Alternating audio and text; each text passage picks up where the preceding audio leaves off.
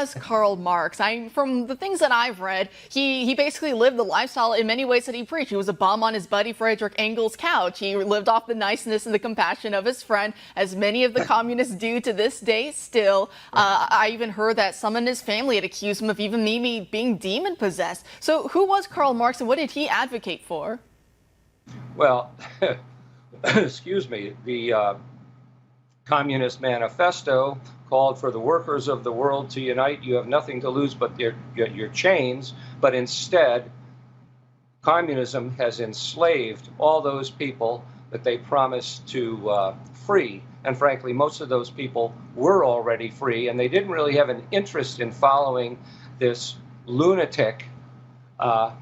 So instead of getting the workers of the world to unite to bring forward Marxism, they got the intellectuals, the elitists. And the reason it's very critical to understand why they did this.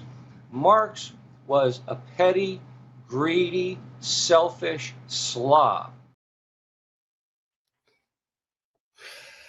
All right. I am now joined by our super producer, Jake. Wait. Where's Jake? I don't know. Oh, no. Okay.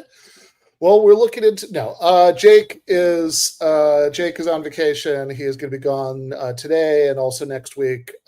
He's in Alaska, so I have only the vaguest conception of what people do in Alaska, but whatever it is, he's doing that. Yeah, I hope he defeats all the bears that he has to fight, because that's just all I imagine Alaska is. You just battle bears. Fair enough. Also joined by our very talented graphic designer, J. Andrew World. Voice you just heard was somebody on the OAN network offering one perspective on Karl Marx. We're going to get another one in the interview. Yeah, it's from his book, too, apparently.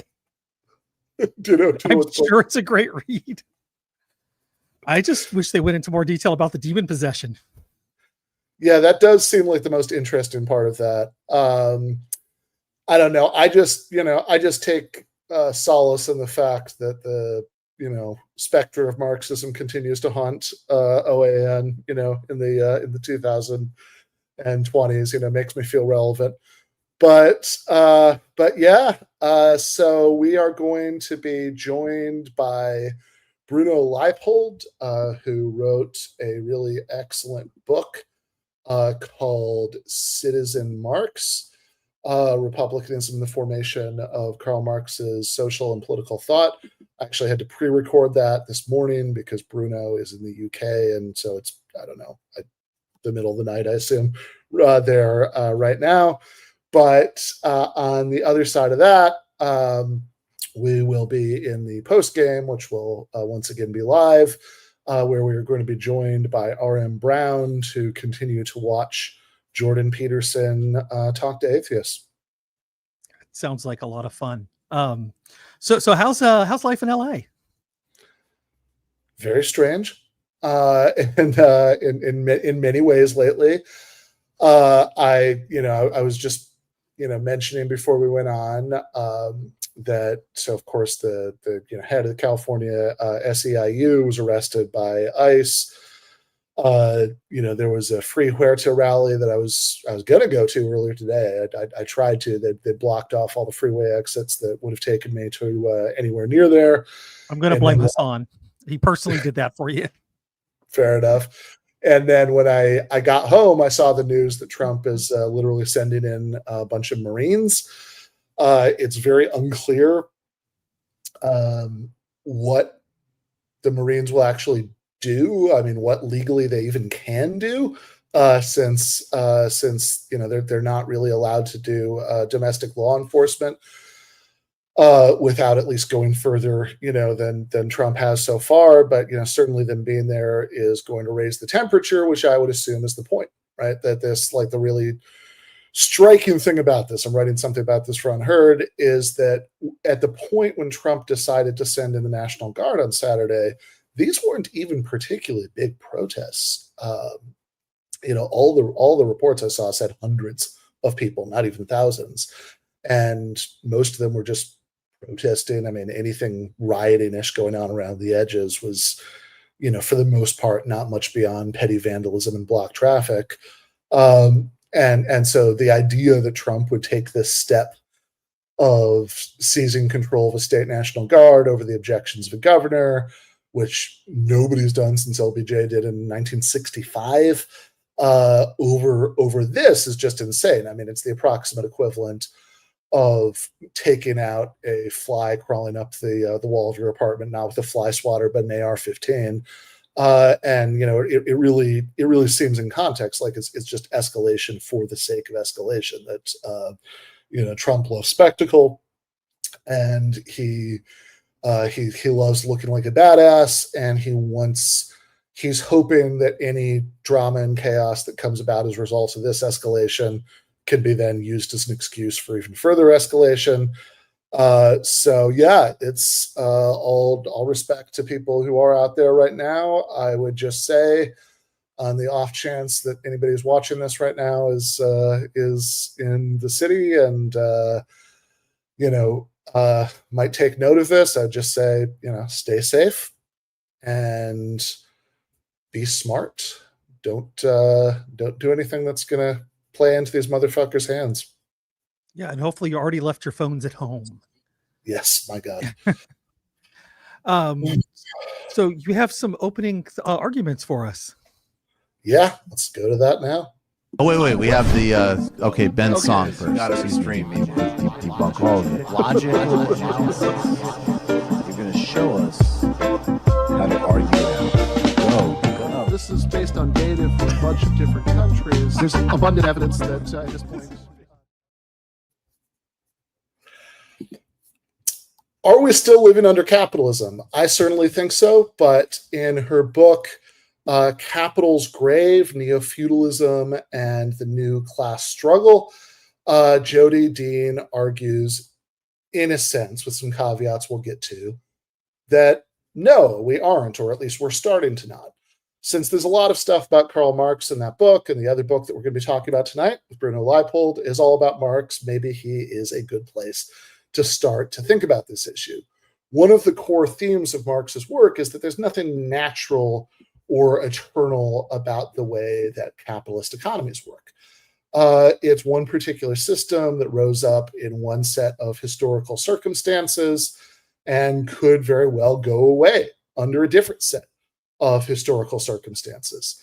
And of course, Marxists and socialists have always hoped that capitalism would be replaced by something better, by a world of collective ownership and workplace democracy where everyone's needs are met and no one has to subordinate themselves to capitalists to make a living. But many of them have also worried about the possibility that capitalism might be replaced by something worse.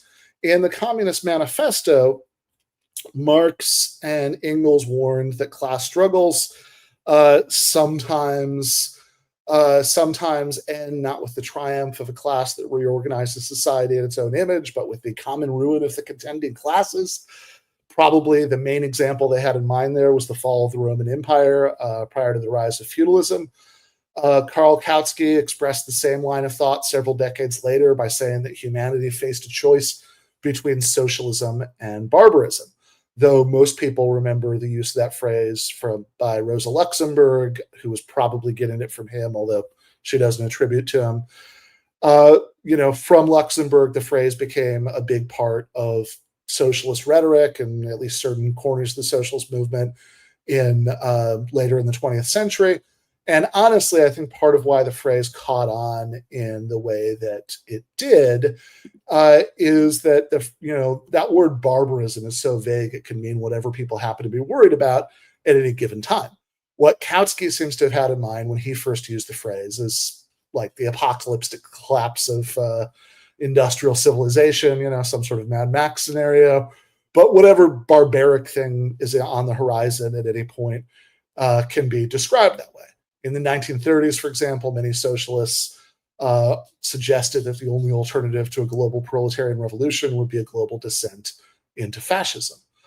A much less well-remembered version of the worry that if we don't go forward to socialism, we'll end up going back to something worse comes from an early 20th century Marxist, a whole lot more obscure than Kautsky or Rosa Luxemburg. Daniel Delan, who was the main leader of the Socialist Labor Party. He also helped to found the IWW before falling out with the other leaders of it and, forming his own little splinter union. Delan wrote an article for his newspaper, The Daily People, in 1912, where he said that humanity would either go forward to socialism or, quote, roll back toward feudalism generally, a feudalism adapted to improve material possibilities of production, a sort of social mongrel, feudal capitalism or capitalist feudalism, unquote. As far as I know, Delan never explained exactly what he meant by that, but these days we actually have some prominent Marxist writers saying that the rolling back process has already begun.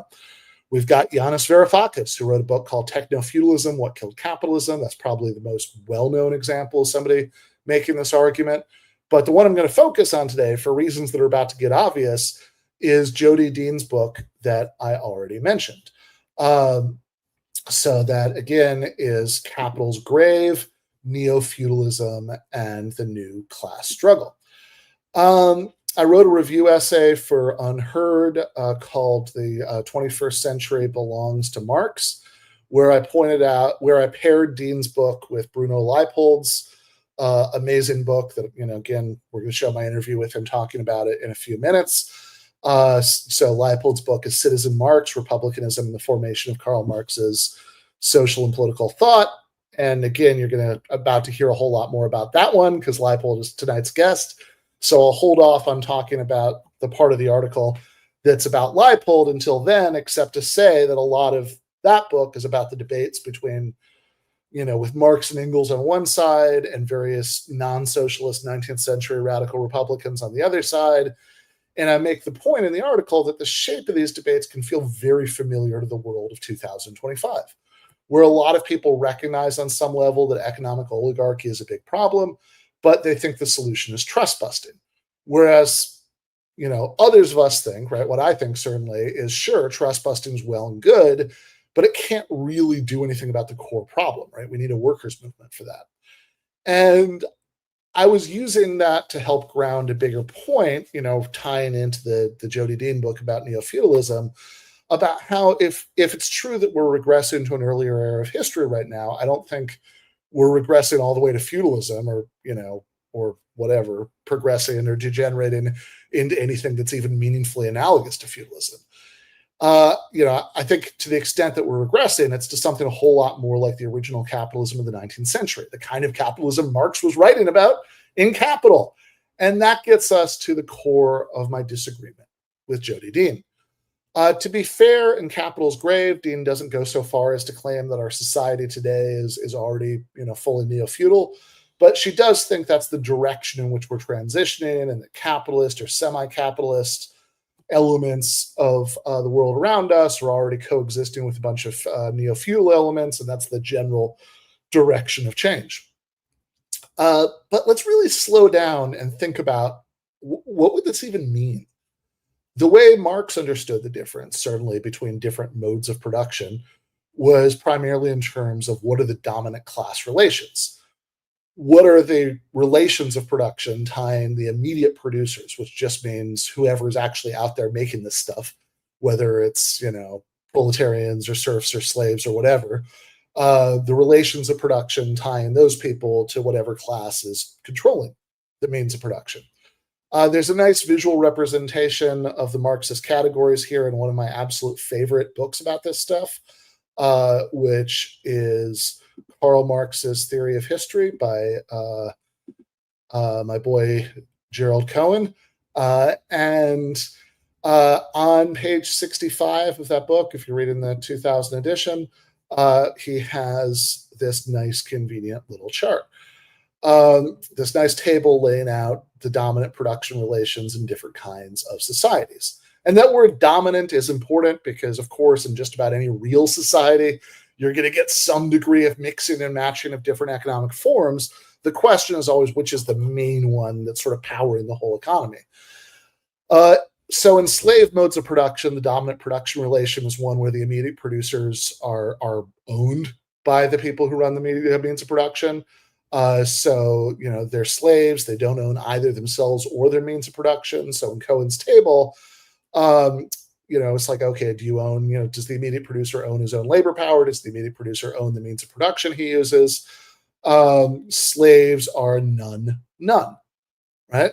Don't own either themselves or their means of production. Both of those are owned by their masters. So, by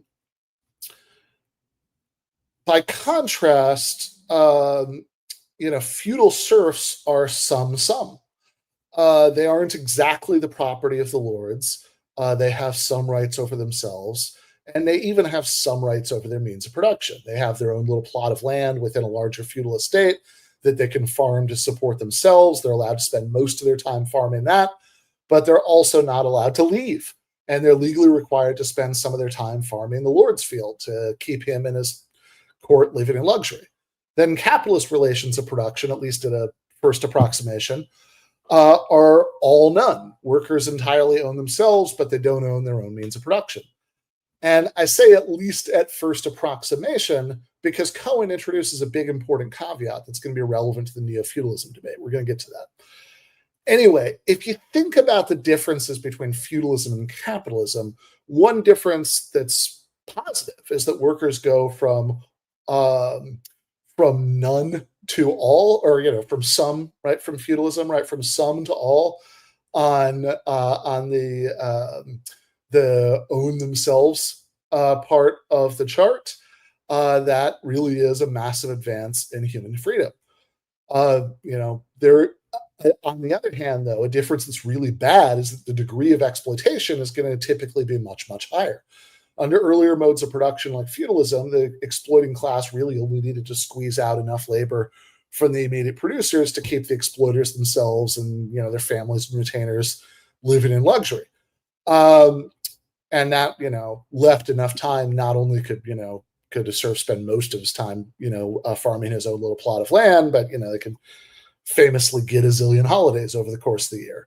But capitalists are in market competition with each other. So they have these crazy incentives to just keep squeezing more and more labor out of you. They have what Marx in Capital calls a vampire-like thirst for more surplus so they can beat their competitors. But a good thing about this, at least a long-term good thing, is that at least under capitalism, what this means is that exploiters have an incentive to keep revolutionizing the production process and making it more efficient, which Marx thought created the material conditions for an abundant socialism arising in the future. Okay, so skipping ahead to the third decade of the 21st century, right, where we're living now, Jodi Dean sees that historical process going into reverse. She objects in her the response that she wrote to me for sublation. She objects to me describing her view as it going into reverse, but that's a spatial metaphor she actually also uses a few times in her book, so I don't really get that. But in any case, what I mean is that she thinks that the mode of production we're living under is becoming something closer to, or at least somewhat analogous to, a high-tech form of feudalism, at any rate, something that's no longer entirely capitalist in the same way. And she thinks this for a few reasons. She says that rather than doing productive labor, the workforce of the 21st century is increasingly concentrated in the service sector, and capitalists are increasingly turning toward accumulation strategies that rely not on outcompeting other capitalists through greater efficiency, but rather hoarding wealth through political corruption, rent-seeking, and predation. Intellectual property rents are a big part of that story, but Dean also, for example, sees an analogy to feudal kings enriching themselves through conquest in the process of blitzscaling, where wealthy investors pour money into companies like Uber with the understanding that those companies will be unprofitable for years as they undersell and wipe out the competition, and then they'll be able to jack up rates. But I find all this really unconvincing for a couple reasons.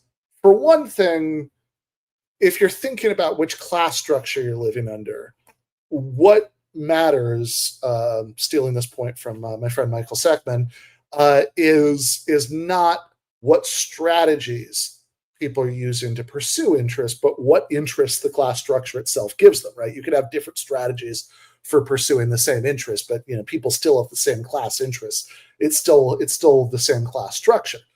But even putting that aside, it seems to me that an awful lot of capitalists in 2025 are pursuing accumulation strategies that are all about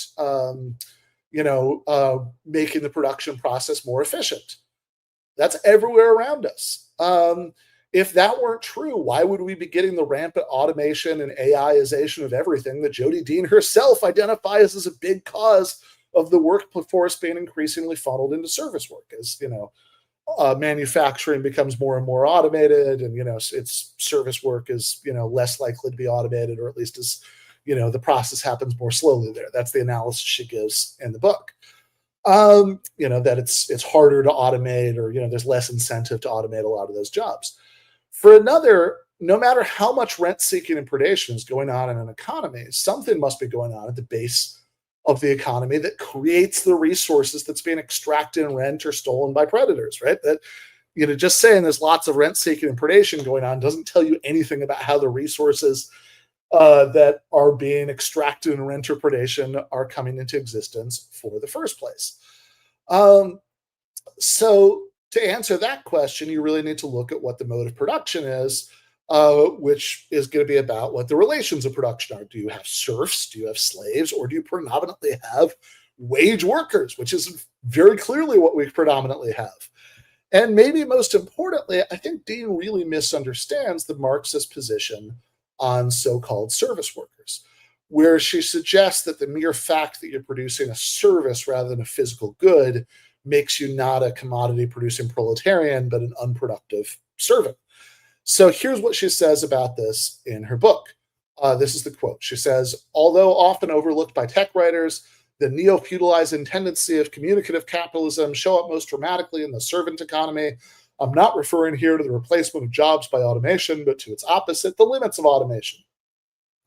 As productivity increases requiring fewer workers, those in need of a wage to survive are thrown into sectors less amenable to automation, that is services. As Marx writes in Capital, the extraordinary increase in the productivity of large-scale industry, accompanied as it is by a more extensive and more intensive exploitation of labor power in all their spheres of production, permits a larger and larger part of the working class to be deployed unproductively. Hence, it is possible to reproduce the ancient domestic slaves on a constantly expanding scale under the name of a servant class. Marx's argument resists simplistic progressivism. Capitalist industry reproduces social property relations characteristic of earlier economic forms. Capital social reproduction is not limited to the reproduction of capitalist social relations. It can also reproduce non-capitalist relations of servitude. A mighty service sector has arisen over the last decades. The majority of workers in advanced economies have moved from being producers to being servants. Employed in services and retail, they assist and help. All right, that's the end of the quote. And in the response to me that she wrote for Sublation magazine, she says, hey, I always admitted there could be exceptions. I'm not saying all service workers are unproductive. And okay, fine. But very clearly in that quote that I just read, she is saying that at least as a general category, service workers aren't really productive proletarians. They're unproductive servants, like the ones that Marx was writing about. But I'm sorry, that's just a misunderstanding on her part of Marx's point. Being productive in Marx's sense is about adding to the capitalists' profits by producing commodities that they can sell to consumers.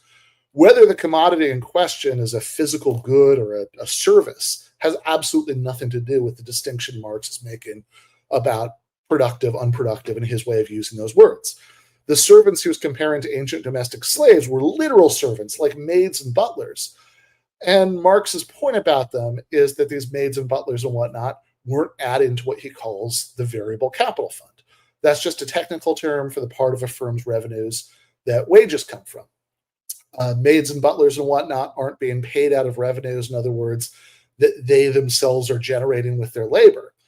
They have to be paid with money their boss got from somewhere else. That's the distinction. The economic interaction structure in the production of services, rather than the nature of the services themselves, is what makes them unproductive. Marx actually really emphasizes that distinction. So, for example, in Theories of Surplus Value, he writes, so this is the quote from Marx, right? Quote from the Theories of Surplus Value. Quote, the cook in the hotel produces a commodity for the person who, as a capitalist, has bought her labor. The hotel proprietor, the consumer of the mutton chops, has to pay for her labor, and this labor replaces for the hotel proprietor, apart from profit, the fund out of which he continues to pay the cook. On the other hand, if I buy the labor of a cook for her to cook meat, etc., for me, not to make use of it as labor in general, but to enjoy it, to use it as that particular concrete kind of labor, then her labor is unproductive, in spite of the fact that this labor fixes itself in a material product and could just as well, in its result, be a vendable commodity, as is in fact for the hotel proprietor. The great difference, the conceptual difference, however, remains. The cook does not replace for me, the private person, the fund from which I pay her, because I buy her labor not as a value-creating element, but purely for the sake of its use value. Her labor as little replaces for me that fund which I pay it, that is her wages, as, for example, the dinner I eat in the hotel, it itself enables me to buy and eat the same dinner again a second time. In other words, the cook in the hotel is making something, and whether you want to call it a good or a service has nothing to do with anything. The cook at the hotel is making something that her boss is selling, and part of the money that the boss gets from selling the thing is where the cook in the hotel's wages come from. Whereas the cook in a rich person's private home isn't making something her boss is selling. She's just making something her boss is eating. So the money that she's being paid has to come from somewhere other than what she's doing. Right? She's not productive in that sense, even though the two cooks are doing exactly the same task. And this example really tickles me for a few reasons, because I think in choosing this example of a cook in a hotel, I mean, this is about as close as Marx could have come to talking about like a Starbucks barista, which is the sort of prototypical service worker of the 21st century. Like, it's about as close to that as he could have gone without a time machine. More succinctly, in Capital itself, Marx gives the example of a private school teacher who, he says, quote, is a productive worker when, in addition to belaboring the heads of his pupils, he works himself into the ground to enrich the owner of his school, unquote. That this owner, quote, has laid out his capital in a teaching factory instead of a sausage factory makes no difference to the relation, unquote. I don't know how Marx could be any clearer about this. The teacher of the private school is not making physical goods, but nevertheless, he's a commodity-producing proletarian because he's making a service that his boss is selling, and the profits from that sale are what he's getting paid out of. And it's fine, of course, for Jodi Dean to disagree with Marx. The man was not right about everything. But I'm sorry, her quoting Marx to try to bolster her claim that the workforce, the retail sector, for example, is part of a class of servants as opposed to producers, just shows that she doesn't understand the distinction that Marx is making. So sticking with service workers in her Sublation article responding to me, and all these articles are linked in the description for the show tonight, Dean attributes the decline of class politics and the rise of various forms of contemporary identity politics in part to the fact that, quote, wage laborers no longer see their work as driving social production and building a collective future, unquote. They're correct not to see themselves that way, she says. They, quote, aren't producers, unquote. Instead, quote, they are servants attending to the consumption requirements of the ruling class. Now, it's a bit of a mystery to me how any of this, even if it was true, is supposed to actually explain the decline of class politics, especially since if you look at the heyday of class politics, the sort of high water of the American labor movement, transportation workers unions and hotel workers unions were like hugely militant parts of that movement.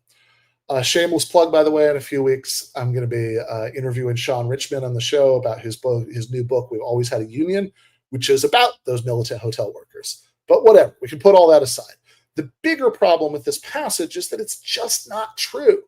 At least in the huge majority of cases, it's not true that contemporary service workers are attending to the consumption requirements of the ruling class. No, they're not. Most service work is attending to the consumption requirement of other workers. I mean, the world contains a lot more Denny's waitresses and Walmart cashiers than it does like sommeliers working at restaurants where the patrons belong to the ruling class.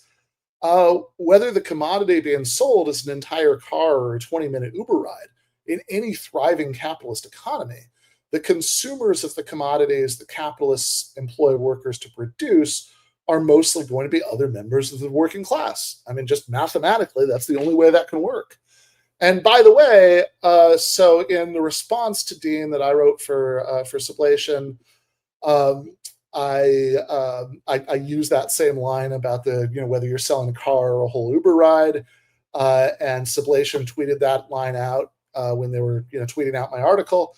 And one of the responses I saw on social media was somebody saying, "Oh, see, the Uber example proves Dean's point, because Uber produces nothing because the workers have to provide their own cars, right? There's nothing being produced by Uber."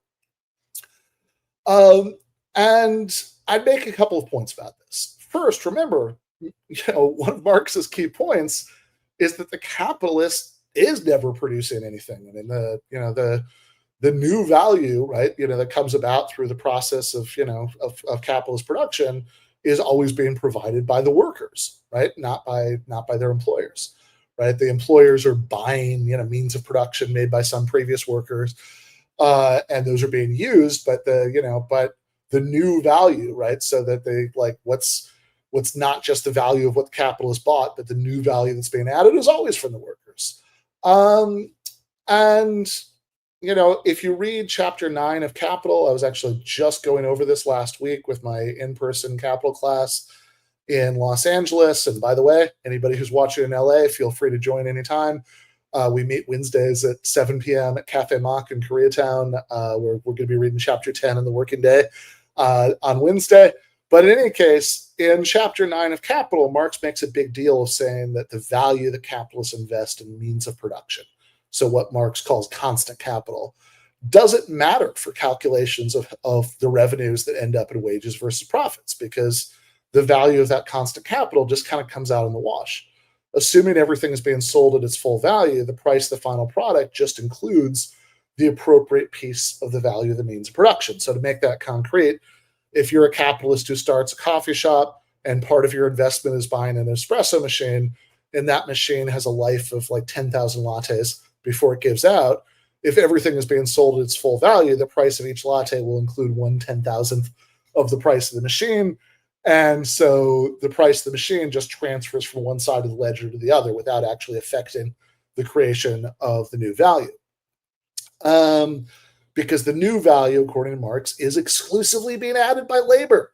And in illustrating this point, Marx says, and I quote, "If there were branches of industry in which the capitalist could dispense with all means of production made by previous labor, whether raw material, auxiliary material, or instruments, employing only labor power and material supplied by nature, if that were the case, there would be no constant capital to transfer to the product. But," and he makes a big deal of saying this, "everything else about how capitalist accumulation works would be exactly the same in this fanciful hypothetical that he's given you in 1867 as it is for normal branches of industry where the capitalists do have to buy means of production."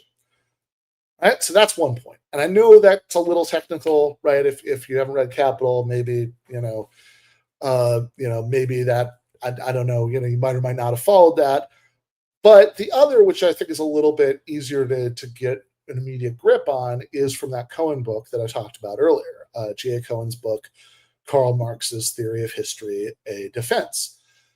And it's the qualification that I was teasing earlier. I said, okay, he gives us this means of production chart, this labor power and means of production chart, right? So that the proletarian owns all of his own labor power, right? He entirely owns himself, but he doesn't own any of the means of production he uses. And of course, this chart does accurately represent how Marx typically talks about this. But Cohen acknowledges that, it is a little bit of a simplification, that there is a sort of messy complication in real life, because some workers do own some of their means of production. So to make this point, Cohen illustrates this with two hypothetical garment workers. in this thought experiment. And,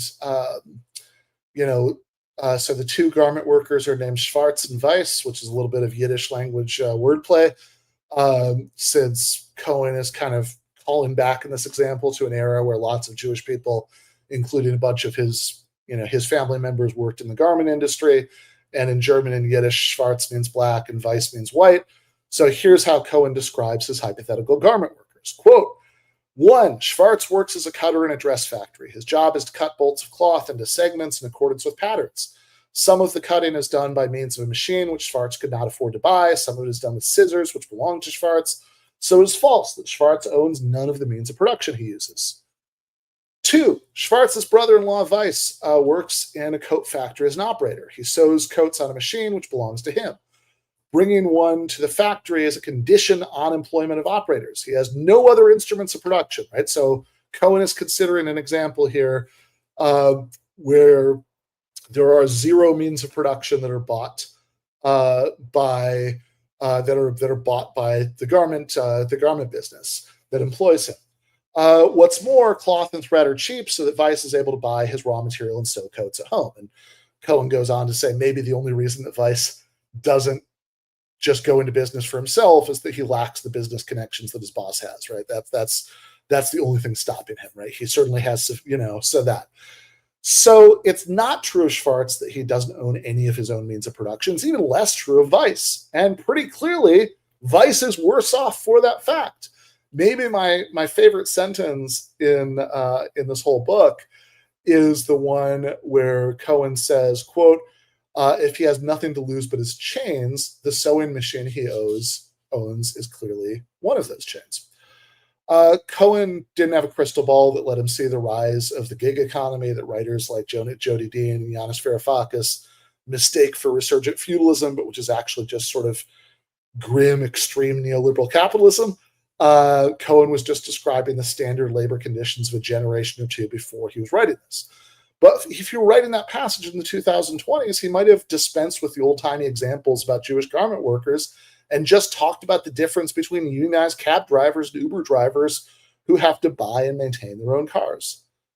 Anyway, in the conclusion of her response to me, Dean usefully highlights one thing we do agree on.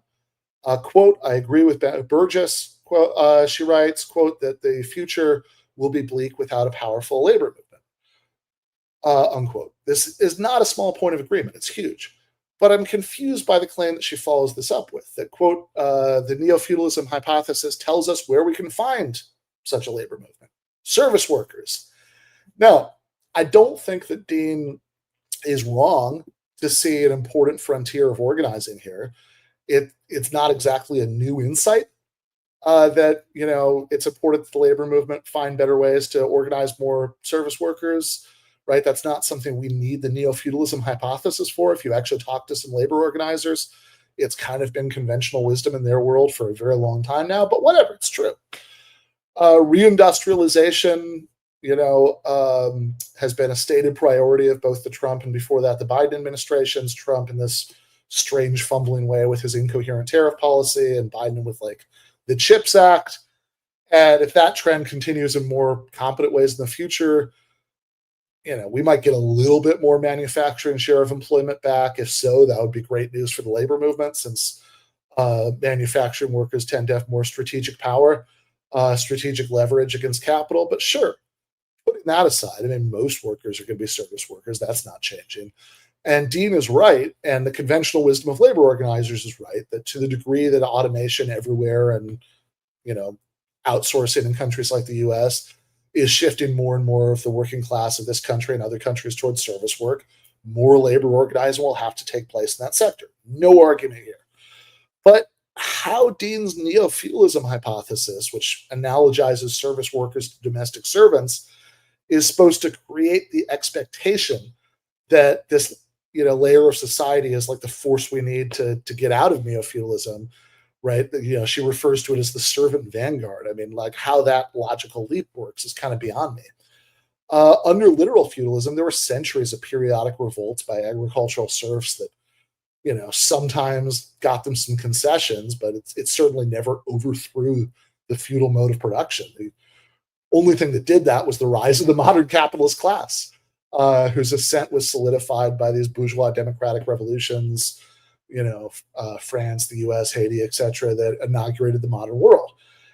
And I've never heard anyone claim that medieval servants were typically even as rebellious as serfs. I mean, I could be mistaken here, but my suspicion would be that some equivalent of Malcolm X's memorable observation about domestic slaves being less likely than other kinds of slaves to rebel, against their masters probably held true under feudalism as well as it did in ancient slave societies. I mean, I understand Dean isn't being totally literal in comparing service workers to the Victorian domestic servants that Marx was comparing to ancient domestic slaves, but it does seem like, to whatever extent we're supposed to be taking this chain of analogies seriously, that makes the expectation of a service worker vanguard more confusing.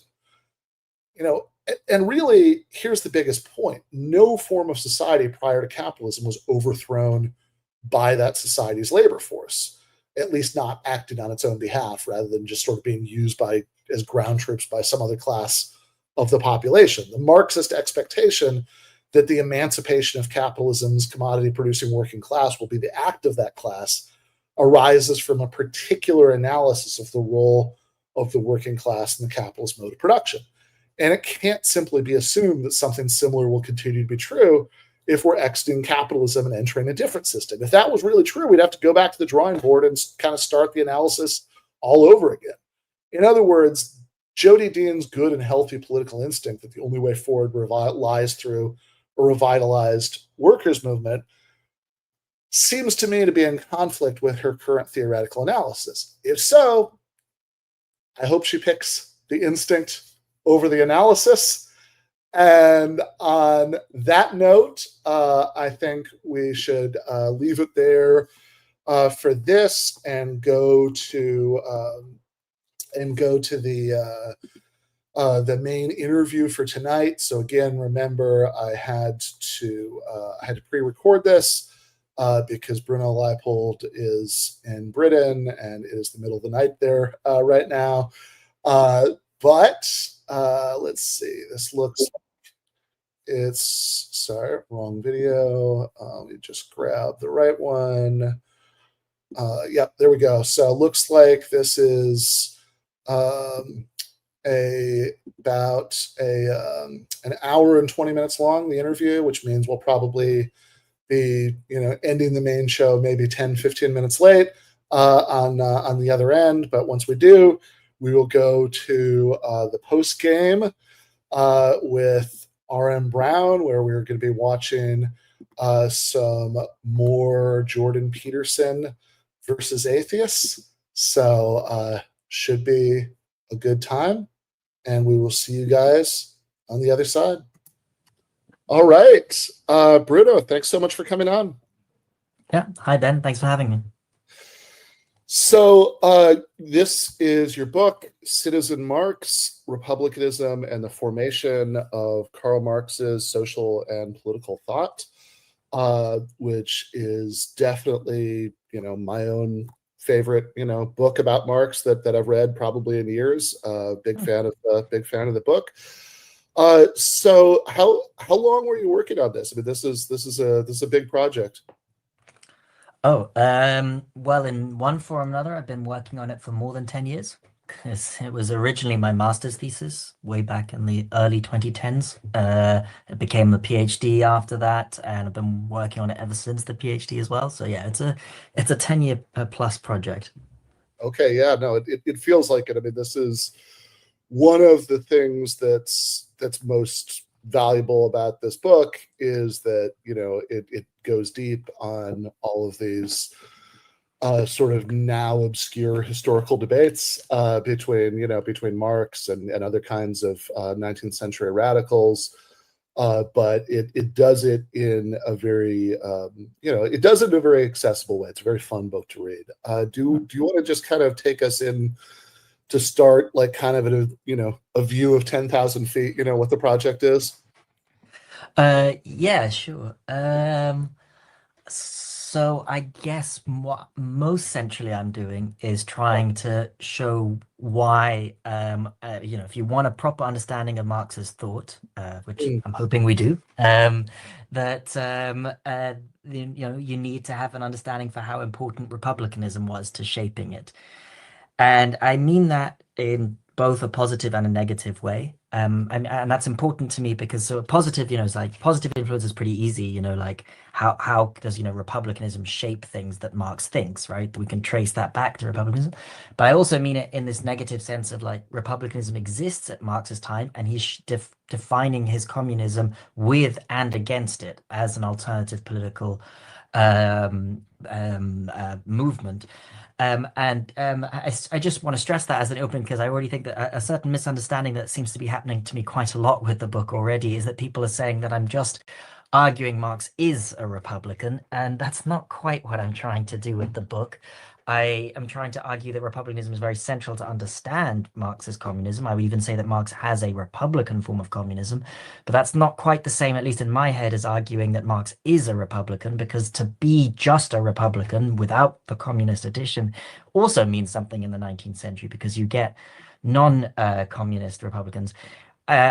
So I realize that now that is not really the 10,000 word view. That's actually already me getting into the weeds, but I guess I wanted to get that kind that's useful. So it's because, of course, it is true that what some of the book is doing, and doing in an interesting way, is sort of tracing the threads of, the parts of what Marx thinks that you can reasonably call Republican, that, express sort of core Republican concerns about non-domination, independence from arbitrary power.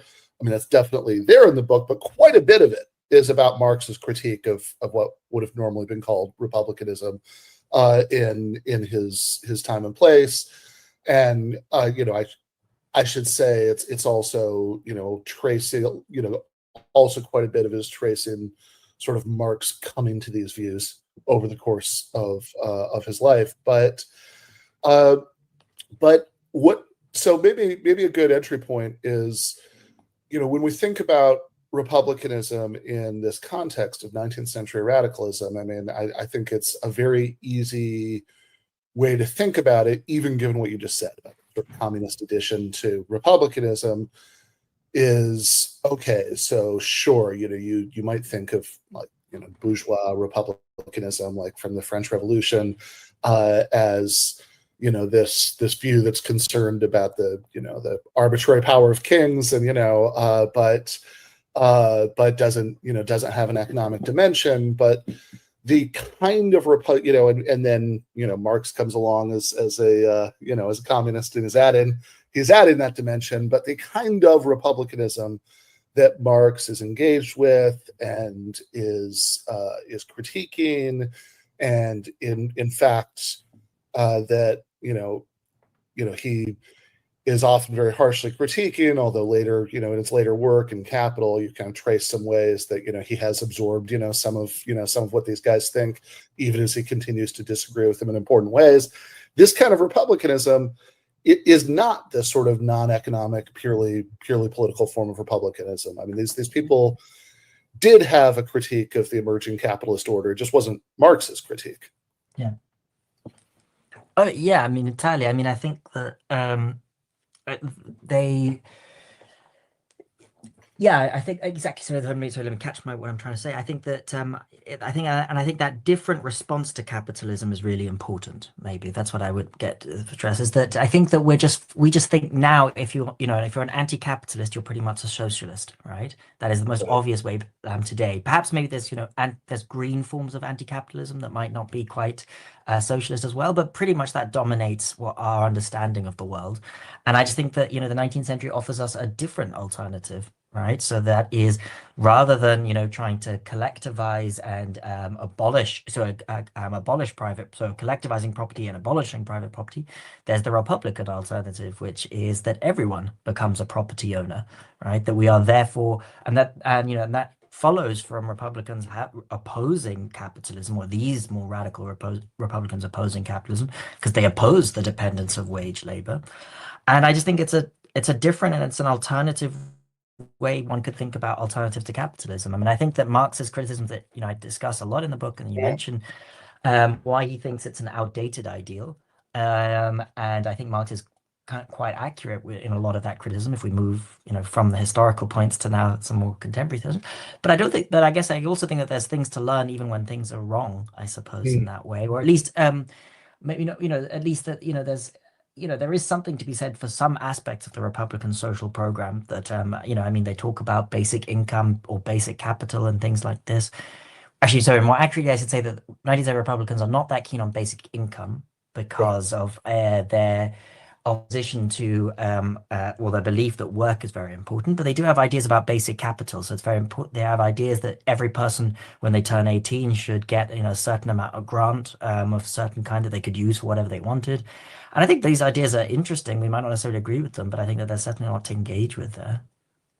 Yeah, I mean, one thing that I kept thinking about reading parts of this book is John Rawls, and at the end of his life, right, he wrote this thin book called Justice is Fairness, a Restatement, in which he sort of endorses socialism, and it's often, this passage is often taken that way, but like if you actually read what he says, he doesn't exactly say that. He keeps his options open. He says, capitalism is incompatible with my theory of justice. So what sort of system would be compatible? And he says, well, either socialism or property owning democracy. And he never really explains what property owning democracy means in that book. We're sort of left to speculate, but quite a bit of the social program of these non-socialist 19th century radical Republicans actually feels like it could be an answer to that question, right? Like what's behind door number 3, right? What's this non-capitalist, non-socialist thing that you might call property owning democracy? So what do you want to just kind of lay out like what is the I know there are differences between different Republican thinkers and agitators, but I mean, like broad strokes, what is the social program that they advocated? Yeah, I mean, I'm glad you picked up on that similarity between the Republican 19th century social economy or political economy and Rawls's property owning democracy in the 20th century, because I do think there are some real similarities there across it. So, but what do they mean in the 19th century by it? So their social programs are beyond, their political program of republicanism of, wanting to make democratic changes to the political system. They, have this whole program that goes beyond it. And I would say it all, revolves around, securing a kind of ideal of freedom as independence or non-domination, right? So that you're not subjected to the arbitrary will of others, as you mentioned. And that really leads them to various things that they think will free people from the kind of tyranny of employment for capitalists so that they can work for themselves. So they're kind of trying to set up an economy made up of, at least at the working class level, of peasants and artisan workers, right? Who are kind of simple kind of commodity producers or produce enough for them for themselves that they're not have to sell themselves to another. I think that they'll do that through free credit is perhaps one of the most important mechanisms. So they believe that people should be able to get like interest-free loans from the state, widely and freely available, so that anyone can set up their own workshop, buy their own tools, buy a little bit of land and so forth, so that you can really just everyone has that availability to them. Free education is a big one for them as well. It's a bit of a boring one now because we've achieved that, as it were, but it's a radical demand in the 19th century. I mean, it's also one that Marx and Engels make in the Communist Manifesto because, but that's also about, guaranteeing, that's, partly about, providing the skills so you can work by yourself, but also supposed to create a certain amount of spiritual independence. So Republicans are also worried about people being dominated by priests and other kinds of people who mislead them in this way. They're often, interestingly, quite in favor of free land as well, and nationalization of the land, which is interesting because they're very opposed to property being abolished in, let's say, industrial matters or housing or other things like this. But for some reason, this doesn't apply to land, which a lot of them are very happy that the state should somehow become the kind of overall employer, and there should be kind of a common good to all, and that you have some sort of access to it as well. So also rural agricultural workers are also supposed to be freed from working for big farmers. and things like this. I mentioned, like basic capital earlier as well, so that people get grants like this. There's also some of them that argue for minimum and maximum amounts of property, which I think is quite interesting as well. And also the abolition of inheritance being another really important one for them as well, so that you don't get intergenerational transfers of wealth. And so in all of these things, if you take the kind of full bundle of them, if they'd ever actually managed to achieve them, it would have been quite it certainly would not have been capitalism, not as we would understand it. No one would have had to sell themselves to another, to use the kind of Rousseauian phrase, right? No one is so poor that they have to put themselves in that situation. And, I think in a lot of ways, it has quite a lot of attractions to it. As a thing, as this ideal of independence. And, as I mentioned earlier, this Marxist criticism instead is just, well, this economy of artisanism and peasants is just that, an economy that is being massively pushed aside by capitalism. So it's not necessarily so much a normative critique, but one based on political economy. Right. Yes, I think that's a really important point. So, what these guys are imagining, right? So is this retreat to a world of small artisans, even small farmers. I think like that the state would, like even in schemes where the state is nationalizing land, it's like nationalizing it in order to sort of lease it out to farmers, right? I mean, they certainly weren't imagining, collective. Yeah, well, that's actually a very important point. Actually, that's a good way to think about it. Yeah, so like it's land nationalization, but not collectivization in a way, right? So it's not then like that you have these big farms where everyone works together, right? Usually, it's usually like very individualized forms of property, a form of property in which you don't fully own the land, but still control it. So that's a nice way to put it. Yeah. Yeah, I mean, in some ways, I think in the early Soviet Union, I think nominally, land was nationalized, in 1917. It was, just up until Stalin's collectivization program, individual peasants had individual plots of land. So, that's so, okay. So they have this program that, would be, I mean, still, right. I mean, like, Reed's is extremely radical today. I mean, not all of it, right? We've achieved free universal education, but so, and many, although certainly not all of the political elements, right? I mean, I think that I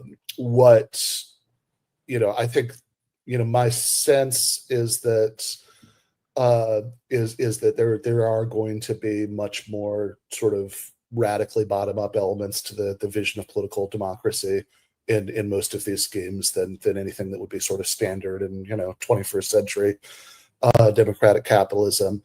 But Marx, by and large, is not fighting with these people on normative grounds, right? That it's not that this is an unappealing this is an unappealing vision of the world in like just intrinsically in terms of of how resources should be divided up, right? He's fighting with them on the grounds of, I mean, Marx himself doesn't use the term, but I mean what we would now think of as historical materialism, right? Exactly. Yeah. So, one of the things that, I think maybe a fun entry point into thinking about this is, I think at the beginning of chapter 5, people, property, proletariat, Marxian communism, and radical republicanism. It's a silly thing, but I mean, this is one of the images that stuck with me the most from the book. You start out saying Republicans and socialists wrestled for leadership of the radical movement throughout the middle decades of the 19th century. Sometimes that took literal form. Tell me about the literal form. Oh, yeah, I'm glad that stuck with you. So this is a nice little anecdote between Karl Marx and Karl Heinzen. So Karl Heinzen is one of the many Karls that Marx disagrees with and fights with over his life. Whether there was a Freudian aspect to that, I don't know, or if it's just because many Germans are called Karl at the time. But they meet up in a Brussels cafe in 1845, and I mean, I should say that this story is told by Heinzen, so whether whether how true it is or not, but he claims that when he walks into the cafe, Marx wants to start wrestling with him because Marx is jealous of his superior physical size or something, and just generally jealous. And starts trying to wrestle, but Marx is not very good at it, and Heinzen ends up throwing him into a window of the cafe. And then there's I can't remember if you've got the lines in front of you, but it says something like, Marx calls him out for his elephant bones or something, and Yes, Heinzen yeah. says, "Well, you're stupid enough not to have realized that beforehand." Or, oh, sorry.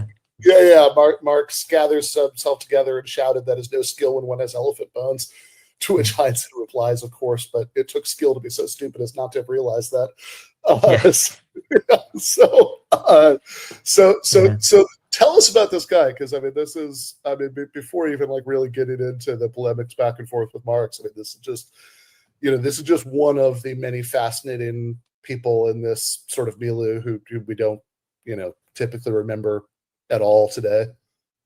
Yeah, I think it's very strange actually that Heinzen receives so little commentary in the literature on Marx, because as far as I know, I think he might be the first person to write a book-length response to Marx already in 1850.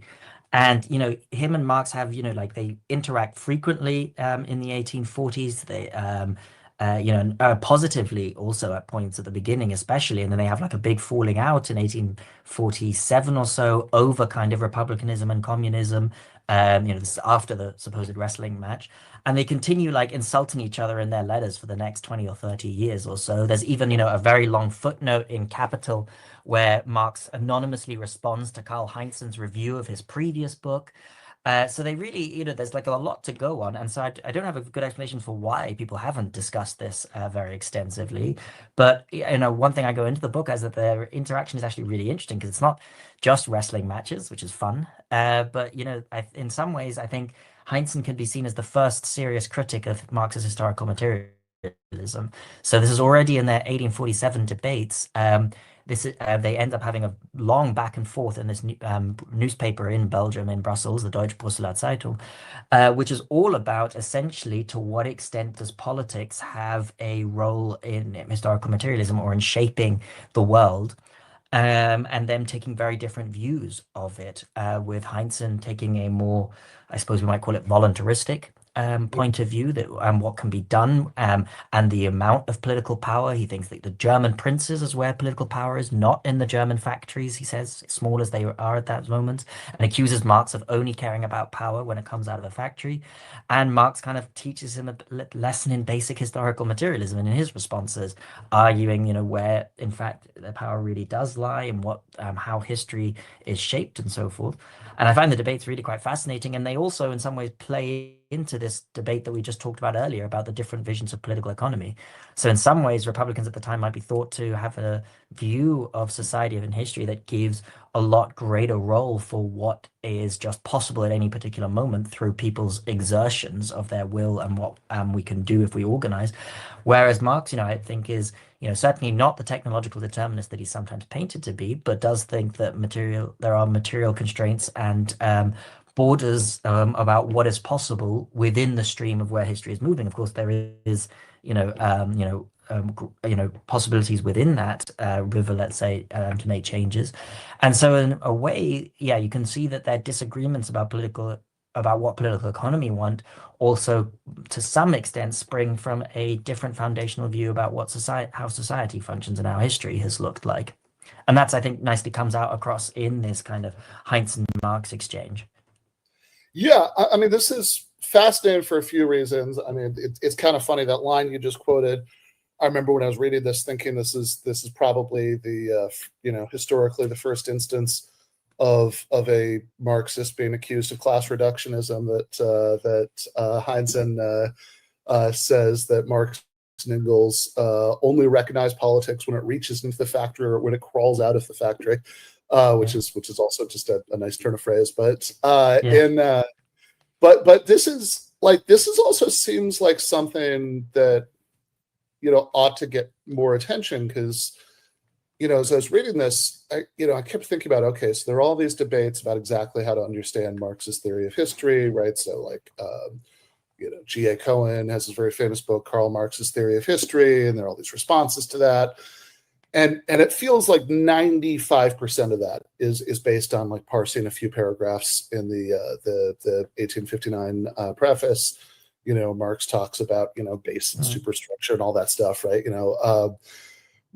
But actually, I mean this exchange, I mean the stuff you quote from this exchange with Heinzen really seems like it should merit more attention, just as a just as evidence for like how to understand Marxist historical materialism. That like what exactly is the claim, right? Like you mentioned, technological determinism earlier, and so if you kind of take this sort of core view in that iconic 1859 formulation, that seems to be Marx saying that in some sense the primary motor of historical change is the development of the forces of production, and that changes in the relations of production and hence in the legal and political superstructure are somehow or another downstream of that. And I feel like a common objection to that, right, among people who might consider themselves Marxists, but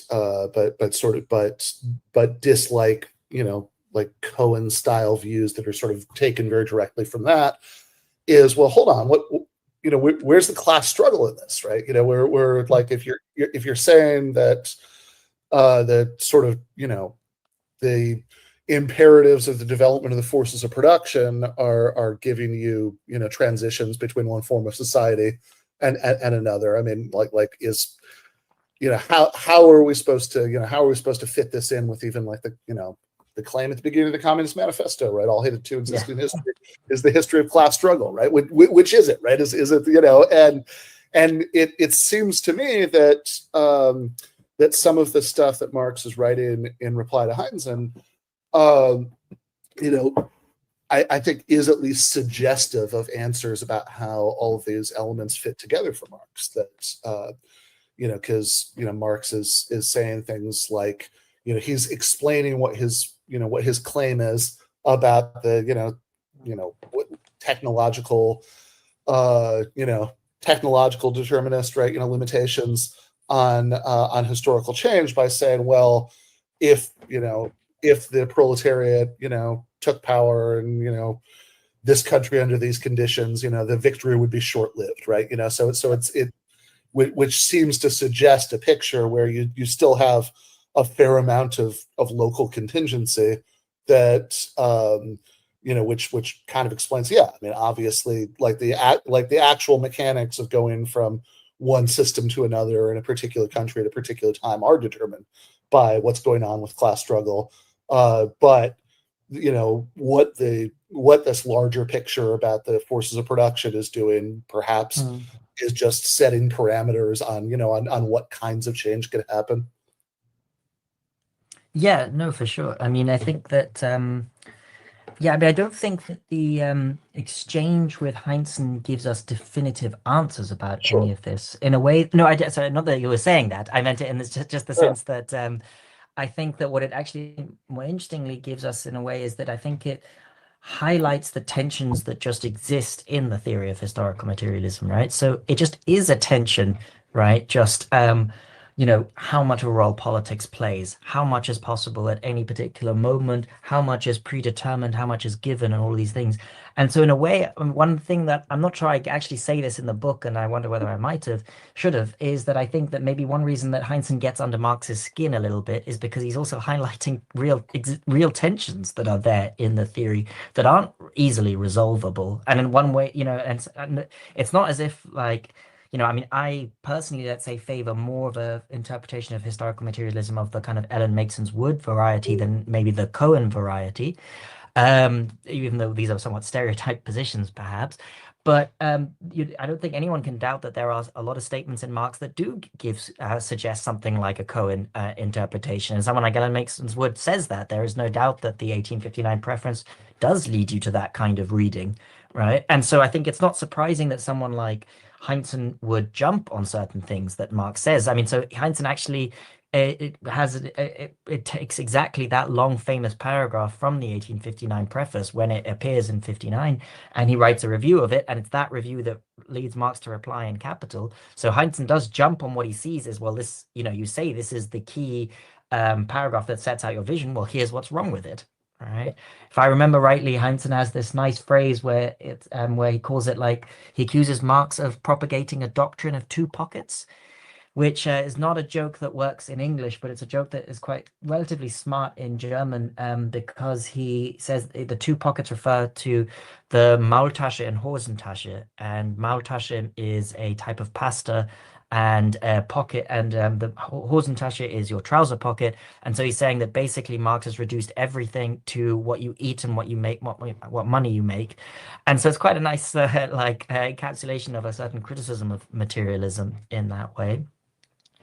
And yeah, so I think, and the other thing maybe I would just say is, what's interesting also about the exchange is that it's only based on what is publicly available, and that's obvious. But of course, when we talk about reconstruct and argue about historical materialism, it's often done on the so-called German ideology, which doesn't actually exist. It's more useful to think of it called the German ideology manuscript, if anything, because it's an invented editorial text. But that's a sidebar.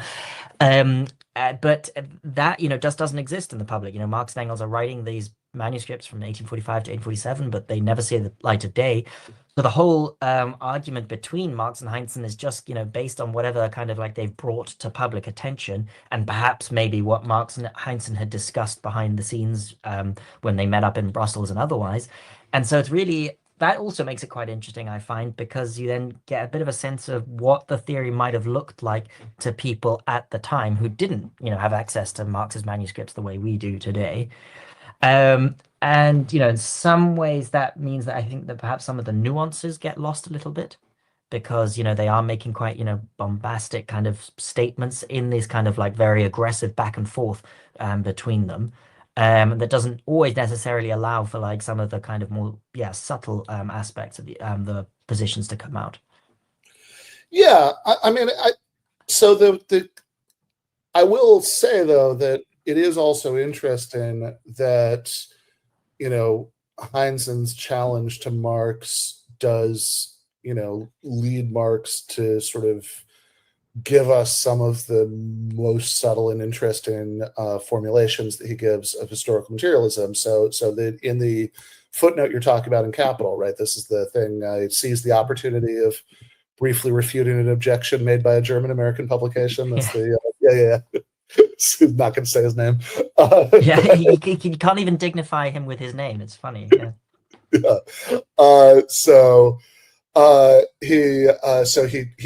He quotes himself from 1859, and he says, in the opinion of the German American publication, this is all very true for our own times, in which material interests are preponderant, but not for the Middle Ages, dominated by Catholicism, nor for Athens and Rome, dominated by politics.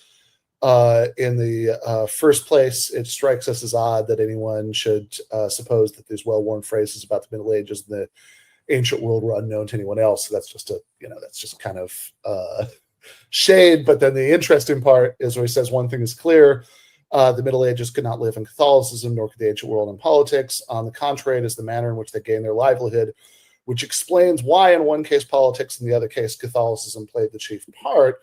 Which it's like, you could almost blink and miss it, but there is in that phrase. I mean, there isn't just the sort of foot stamping insistence on the priority of material factors. I mean, that is there, but he is also saying that there is some important sense in which politics and the ancient world and Catholicism in the Middle Ages, played the chief part, whatever exactly that means.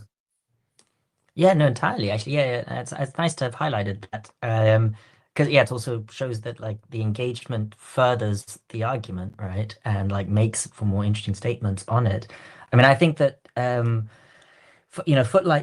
I find so fun is that footnotes like that, if you're just looking at the text, actually the New Princeton translation, which I've been reading through, they don't even explain for that footnote who he's responding to, which I was a bit surprised by. I mean, it's otherwise a great work of achievement. I don't want to criticize it otherwise.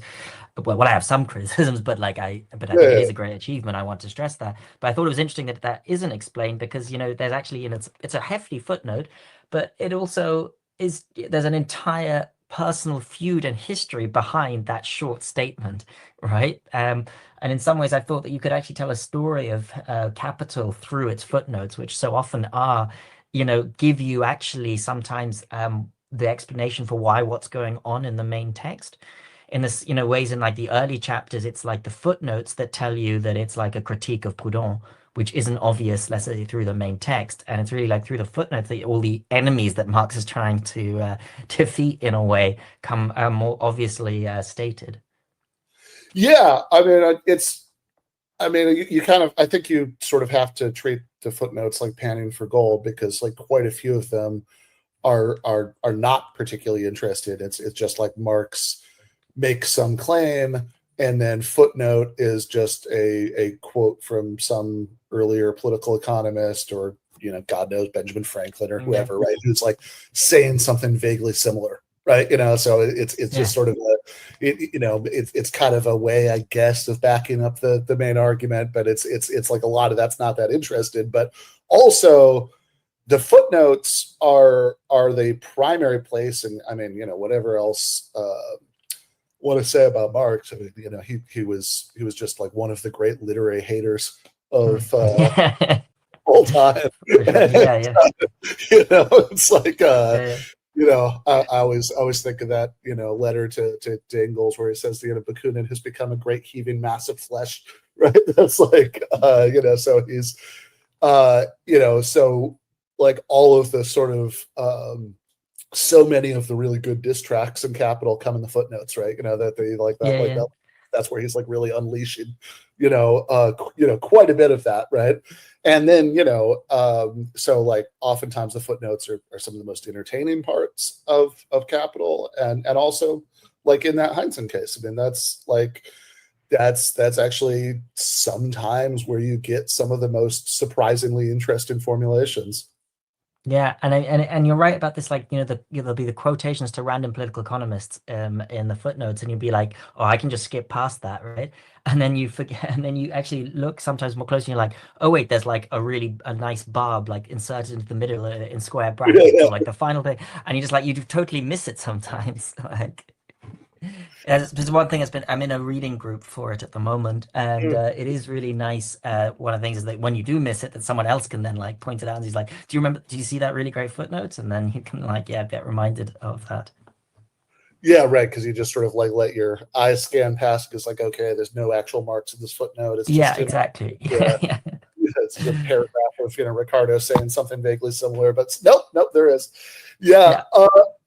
Yeah. Okay. So this is interesting. I do want to get back to Capital because you said really interesting things about it. Toward the end of the book, but I think that we spent a lot of time talking about Marx's critique of the thing that was called Republicanism at the time, right? Which is which is half of what you're referring to, right, in the subtitle, Republicanism and the Formation, right, of Marx's social and political thought, right? It's okay, so half of that is, Republicanism forming it by being the foil, by being the thing that he's engaged with, and the alternative, the alternative to capitalism that that he's battling with, but then half of it is about the presence of Republican themes in Marx's own positive views, which you trace back to certainly you show before Marx becomes a communist, you see he's certainly interested in Republican themes, very early criticisms of Hegel and all of that stuff, but I mean kind of starting at what we think of as the Marxist stuff, right? As when Marx is writing as a socialist, you show that these are these are themes, these are concerns about freedom from arbitrary power and domination that run through Marx's sort of most iconic work, starting with what I know you make the same point in the book that you just made about the German ideology about this, but what we think of as the economic and philosophical manuscripts of 1844, that thing. Oh, sorry. Yeah, sorry, I didn't hear the last bit, Ben. Oh, sorry. I was just so starting with the economic and philosophical manuscripts of 1844, which I think you also sort of argue is a bit of an arbitrary creation in the book, but in whatever however you want to think about those manuscripts, what he's writing about alienation, for example, a lot of that you do tie in with these concerns about domination. Yeah. Well, I mean, I'm glad that you raised again this arbitrary creation of the manuscripts, because I know it can sound very scholarly and boring sometimes, but I do think it's kind of important that a lot of these things that we just assume are texts and get discussed as texts are just, they're just like manuscripts that someone in the 1930s then decided, well, this is the economic and philosophic manuscript, not the notes that are next door to it. Those are the comments on James Mills, right? That's a separate text. And then it's like, well, actually, the people who then philologically come later go like, well, actually, you could rearrange it. It looks like this then suddenly, I mean, even if you look at the actual original economic and philosophic manuscripts, I don't know if you've ever seen the pictures. They're written on 3 columns. Marx talks about one topic on one thing, and then another one here, and then it goes, and so it looks this is maybe a little bit beside the point, maybe a bit too, but I do find it interesting. I mean, a very interesting scholar, Sarah Johnson in Chicago, for example, has argued that the German ideology manuscripts should actually be, why don't we just call them the Brussels manuscripts, for instance, right? Which is a bit heretical, but I think actually gets to the point that, about this kind of editorial constructs. Anyway, so, but however we refer to them, it is true that Marx does write these something like these manuscripts in 1844, and all the way, that is his first attempt to get to grips with political economy, the critique of political economy, which is his life's project in many ways, or one of his main life projects that goes on, from there all the way to the publication of Capital 23 years later, and the editions that follow. And so I think, a motivating argument of my book is that I think a very important theme that, connects those various texts he writes along the way, as much as there are important differences, though those differences have sometimes been overplayed, is a concern with domination and arbitrary power. That is at the personal and individual level in the workplace. That is, I think, clear throughout Marx's text that he thinks that the level of power that capitalist employers exercise over their workers, power that comes out in the way that they can just fine workers, take deductions from their wages, can make them work longer hours, can treat them badly, can sexually harass them. All of these kind of aspects or examples of arbitrary power, which are examples of the fact that they have this arbitrary power. So even good capitalists who don't exercise that power still have it and still make workers unfree. And so that kind of critique of that personal domination, I think, just exists throughout, Capital, and he describes it as a form of despotism, makes explicit comparisons to the power of absolute monarchs who hold that arbitrary power in the political realm. So for Marx, it's very much, an extension into the social sphere. And then I think that is then backed up by an argument that is also then about the way in which that personal domination is underpinned by more structural and personal forms of domination as well. So the way in which workers are dispossessed from the means of production, so they have to work for a capitalist, even if not for a particular capitalist, and that they are then also driven, and capitalists as well, by the impersonal domination of the market. To produce as cheaply as possible, which means that even good capitalists can't necessarily treat their workers any better, or at least in terms of, working hours and wages and so forth. And that we're then, in a way, Marx has an argument about the way that all of society is dominated by capitalist imperatives. And so in that way, I think that, for me at least, I think that domination gives us a nice way to understand Marx's works, his economic works. I don't think it's an imposition. I think that it is, in fact, the language he uses so frequently. Herrschaft, domination, it just appears on every, third page of Capital. And sometimes as I say, the comparison is explicit in Republican terms. When I talk about this, when he mentions this arbitrary monarch idea, he also says at one point that we need to replace the despotic subordination of labor with the Republican and equal system of free and equal producers. So he sometimes is, in particular political context, very happy to describe these in very explicitly Republican terms. And I think that, there are certainly a lot of scholars who have discussed Marx in these more domination terms. And, I think I'm trying to build on some of their work. And I think that it's just been neglected somewhat in, I think, other ways that one can understand Marx's account of capitalism. So I think, and exploitation. So I don't, maybe this is going on a bit too long. But I think that that for certainly in like the analytic political theory literature, there was often an attempt to try and reduce exploitation to an account of justice and resources, and I just don't think that quite captures what Marx is going on about. I think that Nicholas Versailles, who is also, of course, an analytic political theorist, has been very good on this. So his recent book on exploitation and domination, exploitation as domination, really, I think, makes the case very strikingly to which domination is the conduit by which you are able to exploit people. So I think that, and I think that is why domination also for Marx also plays such an important explanatory role in capitalism, because it's foundationally connected to exploitation. And so for all of these reasons, I guess I think that domination is really, really crucial and central to Marx's account, and I guess also in the way that he connects it to freedom. I think that is one very important aspect of what he means by freedom, is that you are subjected to arbitrary power. It's not all that he means by freedom. I think Marx has a more capacious understanding of freedom than just that, but it's at least one very important part of it. And I think it's been too neglected. And I think the texts, when we look at them, maybe with like a less, eye that is convinced by what we expect to see, that we can actually then find that those threads have always been there and they just needed to be unearthed in some way. Yeah, I think that you, so you do a very good job of that, sort of very convincingly. Again, even going back to those, 1844 manuscripts, where you talk about how, a lot of the things that, Marx means, he talks about various kinds of alienation, are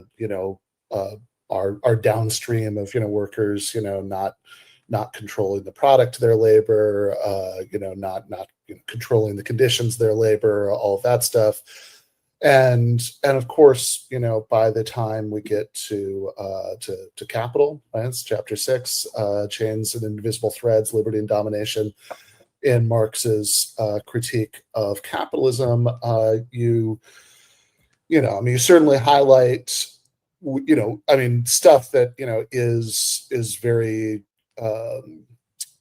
very direct about this in some ways. I mean, in parts of Capital, right? Like in chapter 15, Marx is talking about factory codes, and he talks about how the factory code, the capitalist is like a private legislator who has who can just legislate out of his own will, like a factory Lycurgus, as the Sparta reference. And he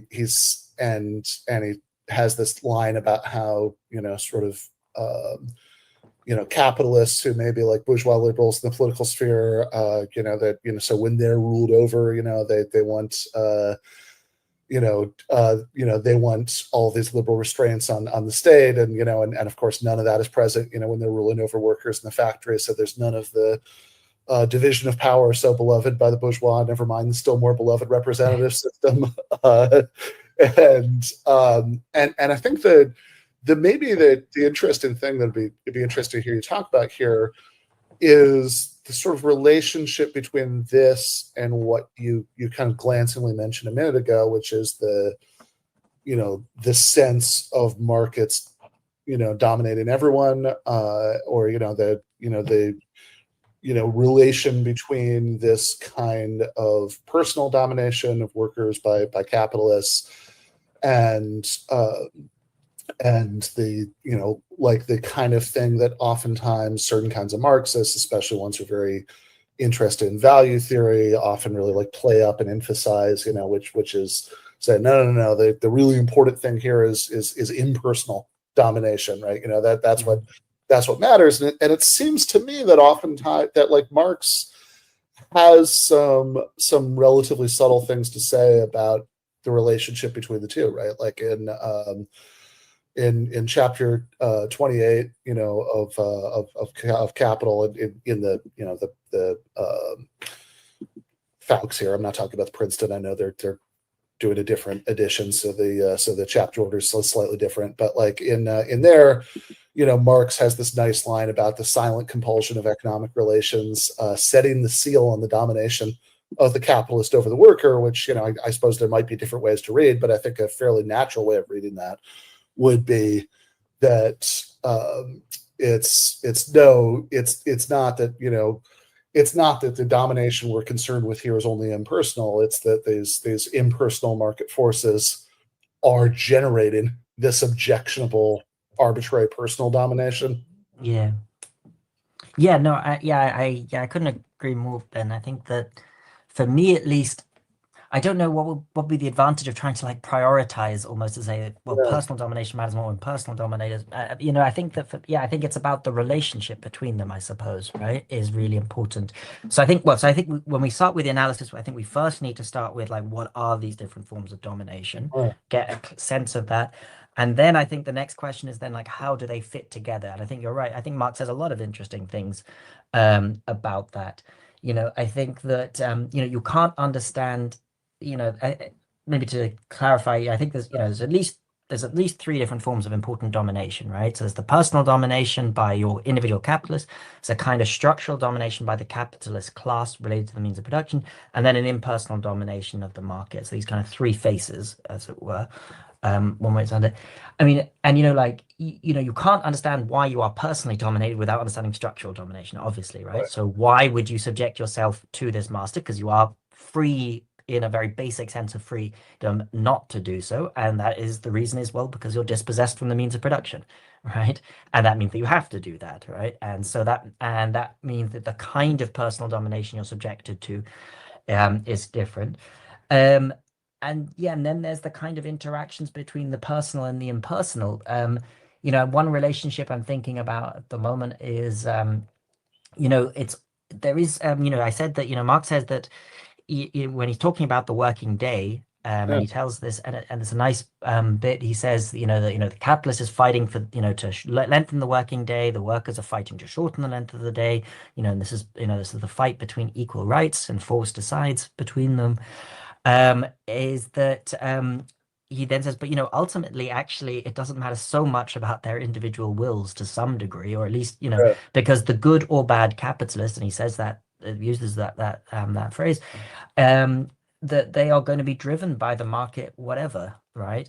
So that like even if you get one good capitalist who says, well, actually, okay, I don't want you to have to work 14 hours a day. Let me make you work. You only have to work 9 at my factory. Well, that makes their goods more expensive, of course, right? Their commodities more expensive. And so there is all likelihood that they would be driven from the market in that way. But, if we then start thinking a little bit beyond that, there's also a question of just, well, how extensive is impersonal domination sometimes, right? And how much does it mean you really need to personally dominate your workers? So that might be true. But there are also kind of maybe, let's say, I don't know, I can't think of a better phrase, but let's say non-material forms of domination. So things like the way in which you sexually harass or do not harass your workers to some extent is just an expression of your power to exploitation. There might be some kind of material aspect. There are certainly some aspects to it, but it doesn't mean that you have to do everything, right? Sure. That power does. So I think that impersonal domination explains quite a lot of what is going on in personal domination, but not everything in that way, right? And it's also true that there's also true at the margins, right? That it might be that you can't reduce the working day by 3 hours, but you could probably get away with 15 minutes or something like that if you really did care about your workers. So there's always, I guess there's I know that's just one thing that came to my mind when you asked about what the relationship between these different things might be. Yeah, I mean, it seems like you could say that when Marx talks about the silent compulsion of economic necessity, putting the seal on personal domination, or the domination of the worker by the capitalist. It seems like a natural way to think of that might be, okay, so of course, the ways, like the sort of some of the objectionable ways that domination is exercised, that Marx of course is most focused on, because they kind of matter most for the dynamics of capitalism and what makes capitalism different from previous class systems, are things where where market imperatives force the hand of the capitalist to a great extent, right? That Marx talks a lot in Capital. I mean, not a lot in the sense that he has like a section exploring it, but like there are a bunch of passing references to the coercive laws of competition, and so those coercive laws of competition are certainly driving capitalists to do things like expand the working day, or relentlessly search for ways to make the production process more efficient, so they could squeeze more labor out of workers during whatever hours they are on the clock. But also, I mean, presumably part of the reason this is objectionable, that the sexual harassment example brings out, is also just that it exposes workers to this arbitrary power, with which the boss might do all sorts of things, right? Like that because it's arbitrary power. Yeah. Yeah, exactly. That's that final insight that really matters, right? It's just like that they can do it, right? That is, I think, the key Republican insight, that a lot might not, right?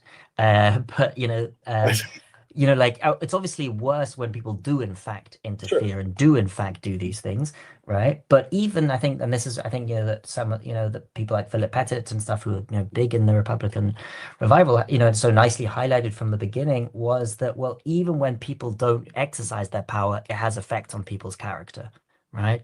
So people are always either like in the classic Republican language, toadying up to power, and like servile forms of character. And this is all true, but even like in less, let's say, exaggerated language, it just does make a difference to how you act around people. And it's hard to act as an equal, as people should be when they interact with each other, when one person has this arbitrary power to fire you, right?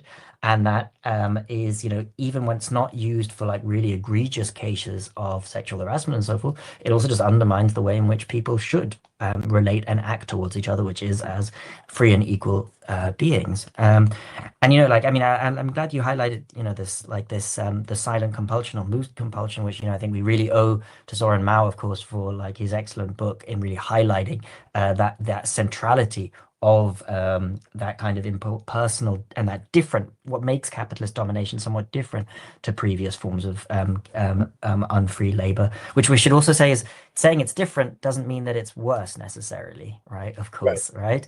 Because I think that we wouldn't want to be, I think, there is a kind of 19th century argument that says that capitalist domination is even worse than slave domination, because the capitalists can just fire the workers and the workers will starve, whereas slave owners don't do that because they want their slaves to carry on living because they're their property, and that is not an argument Marx makes. And I think I'm going on a bit of a tangent, but I just wanted to make the point. But I mean, presumably, I mean, if not that at least anywhere I know about, right, Marx exactly puts it in these terms, but I mean, it seems like his view is that capitalism is, better in some ways and worse in others, right? That previous class societies, that it's certainly, I mean, there's a reason why Marx is an enthusiastic partisan of the Union cause in the Civil War, right? I mean, that's clearly a major advance in human freedom, but at the same time, I mean, it's Marx, very famously says, right, in the Working Day, chapter of Capital, that at least in sort of typical forms of feudalism or ancient slavery, and southern slavery might be different because it's tied into the world market, right? That in those earlier forms of unfree labor, that the exploiting classes in those systems were only trying to extract enough to sort of keep themselves and their families and their courts, retainers, or whatnot living in luxury. Whereas because capitalists are in market competition with each other, that gives them this bottomless, vampire-like thirst, right? For more surplus, which certainly is a respect that Marx is highlighting, in which capitalism is worse. Yeah, and I think actually, and then even on top of that, right, he says that the absolute worst form of domination is slavery that is combined with the world market, right? So when you both have chattel slavery, like in the US South, once the cotton industry really takes off, and you have slave owners to some extent in market competition with each other in the world market, then you get incredible forms of arbitrary power and the exercise of arbitrary power over these slaves, right? And I can't remember what the exact phrase he uses in Capital to say it, but he just says that he says that it's the most brutal form that unfree labor could take. And so and I guess and I find that I think it's interesting I think it's probably true to say that that maybe Marx at some point underplays to which the extent previous forms of unfree labor also relied on a certain amount of, let's say, impersonal and structural forces. I think that there is a case to be made there, insofar as, let's say, slavery doesn't just depend on the personal domination of the master and slave, because no single person can dominate physically. They require a structure, they require laws, they require slave patrols, they need a supportive government and all this kind of thing. So I think that we wouldn't want to say that there's no structural or impersonal elements to previous forms of domination, but I think it's still fair to say that the fact that it takes on this impersonal, this mute compulsion, as Søren Mauer argues, is something that's really distinctive about capitalism, the extent to which the domination becomes also quite impersonal and structural in that way. Yeah, and it's, I guess some of this stuff is interesting because there's a question about, I think it highlights an ambiguity about, what we mean by personal or structural, because of course, obviously, what you're pointing out is that these earlier forms of unfree labor, weren't and couldn't be, purely personal in the sense that, like, the domination of, somebody who's, being kept in a serial killer's basement or something is personal, that it's like just that one guy, right? Yeah. Who's doing it, right? Clearly you can't have an entire system that's not how it works. That's definitely true. But there is a sense in which what's going on in those previous systems is sort of like the coercion is agential in a different way, right? Because of course you don't need slave patrols to get people to show up to work under capitalism. They just just the fear of losing your livelihood does that just fine. Yeah, exactly. And that being then something quite unique in that way. Exactly. Well, so the last thing I wanted to get into with you is sticking with capital. You say some things in the book that help me to see some of what's going on in the final section of Capital Volume 1 in a little bit of a different way than I had before. And it is kind of, I think, a nice way maybe to cap the conversations, not the end of the book. You go on to talk about, the Paris Commune and, Marx's ideas about sort of a post-revolutionary constitution and all of that. But, read the book and, find all that there. But for our conversation, I think a nice way to cap this off is by talking about this because it ties together the two threads so nicely that, on the one hand, there are these Republican themes in Marx's own positive views. On the other hand, his views are formed in great extent in polemic against, the Republicanism of his time.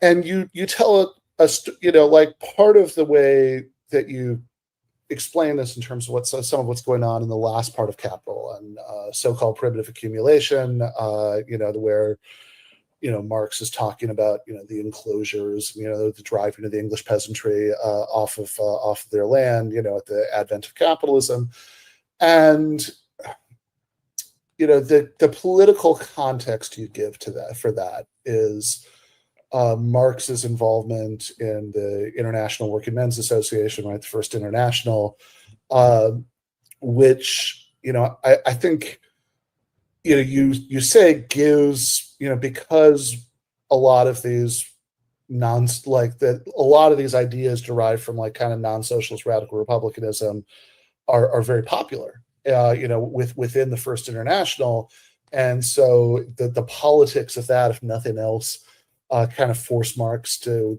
soften his critique to some extent.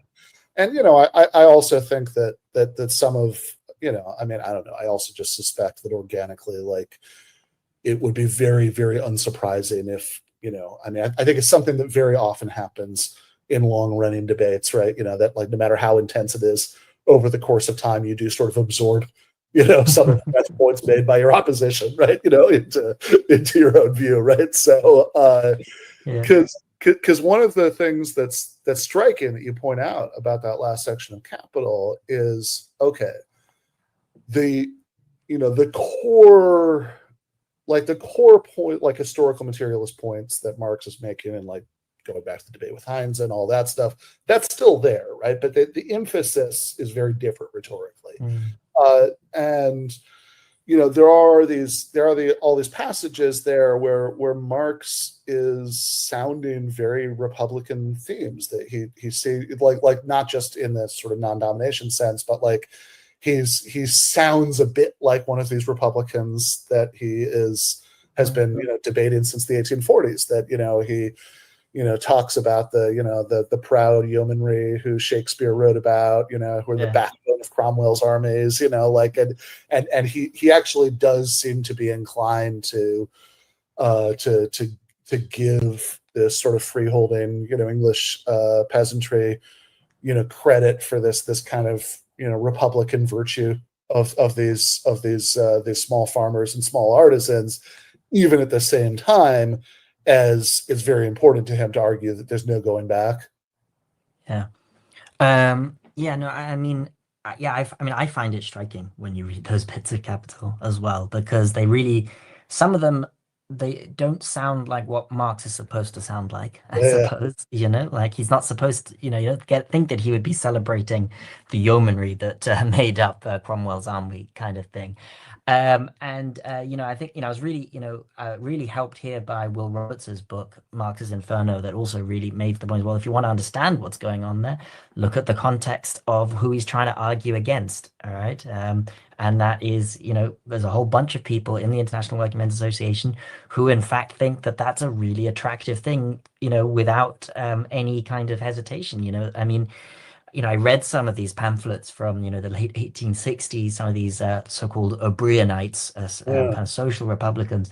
And, they just basically, they give this, this is where republicanism can kind of shade into a certain kind of problematic patriotism, because it really becomes a kind of like, look how great England was when we had these yeoman peasants who could defeat the French at Plessis and Crecy and all these other battles, God knows when, right? And they're just like, we need, and it also shades into a problematic, not just problematic patriotism, but a problematic male ideal as well. They really, like, some of them are like, we want the strong, independent farmer who, has his wife and child at home and he owns his own farm, and, they're going to goes and fights with his longbow or whatever.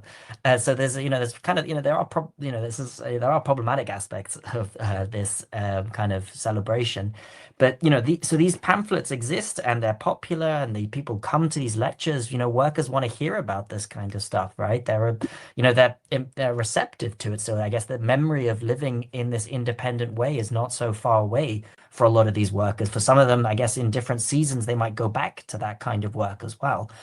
And I think Marx, I think I like that you kind of put it, people kind of, over time, I think, I guess there might be an argument that Marx also, he also ages and matures. So the kind of argumentative practices that he thought were effective in the 1840s and his 20s, he might not have thought in the 1860s when he's in his 40s and 50s that they were quite the way that he should argue. And I think that it is a more effective rhetorical strategy, because I think there is something really attractive, minus the kind of, sexist and patriotic elements, but in the more the versions that formulated that are less like that, there is something attractive about those ideals and what they're getting at, and that they really speak to the lack of independence that workers experience.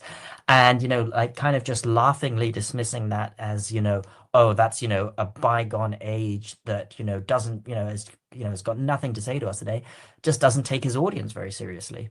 And, I think Marx wants the book to speak to workers. It's one of his central ambitions with the book. How well he achieves that ambition, you might say, is another aspect. Well, maybe I'm being too harsh, but, it is a difficult book in a lot of ways.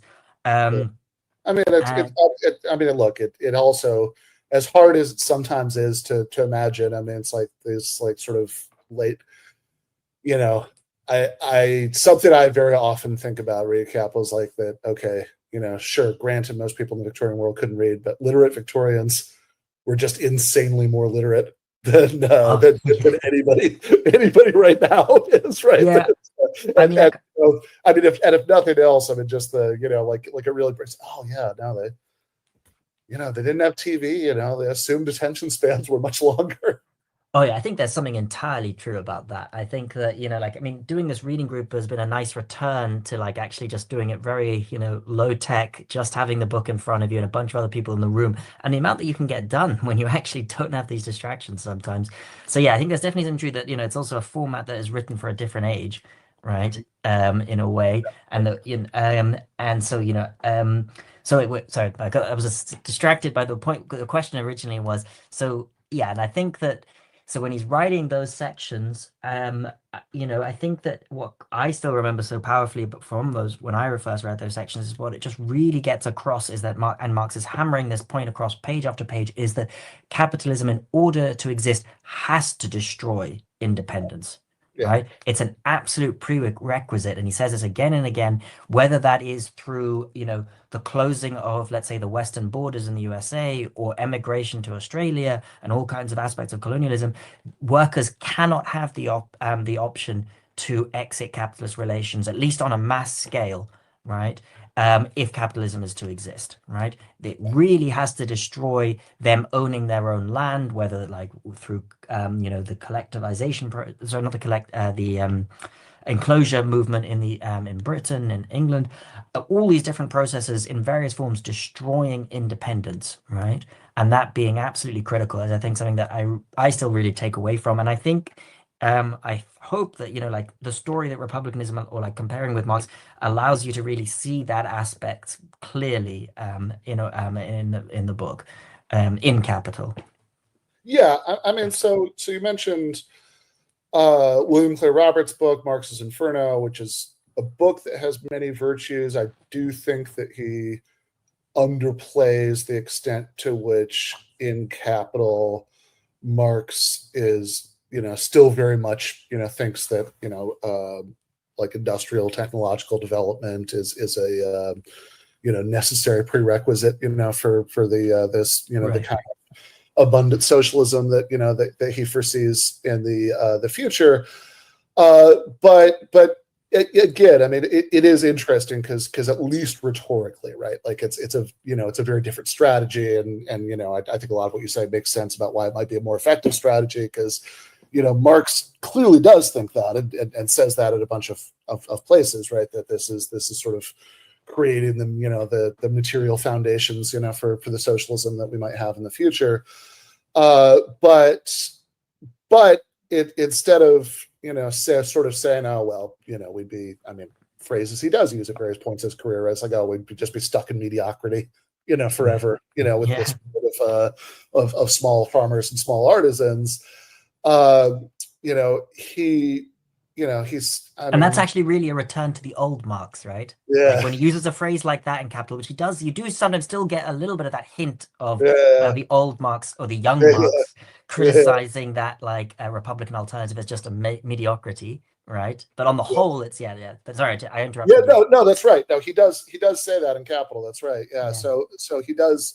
You're right. So he does still say that, right? But it's that's not the kind of dominant rhetorical note, right? Like the dominant note is, oh, we like in this brutal process of enclosures and all the horrors that he chronicles in that part of the book. we lost something really valuable, which Yeah. is also an aspect, of course, of what he thinks, that that because these independent small farmers and small artisans had like they because they possessed their own means of production, they were they really did embody this kind of Republican virtue.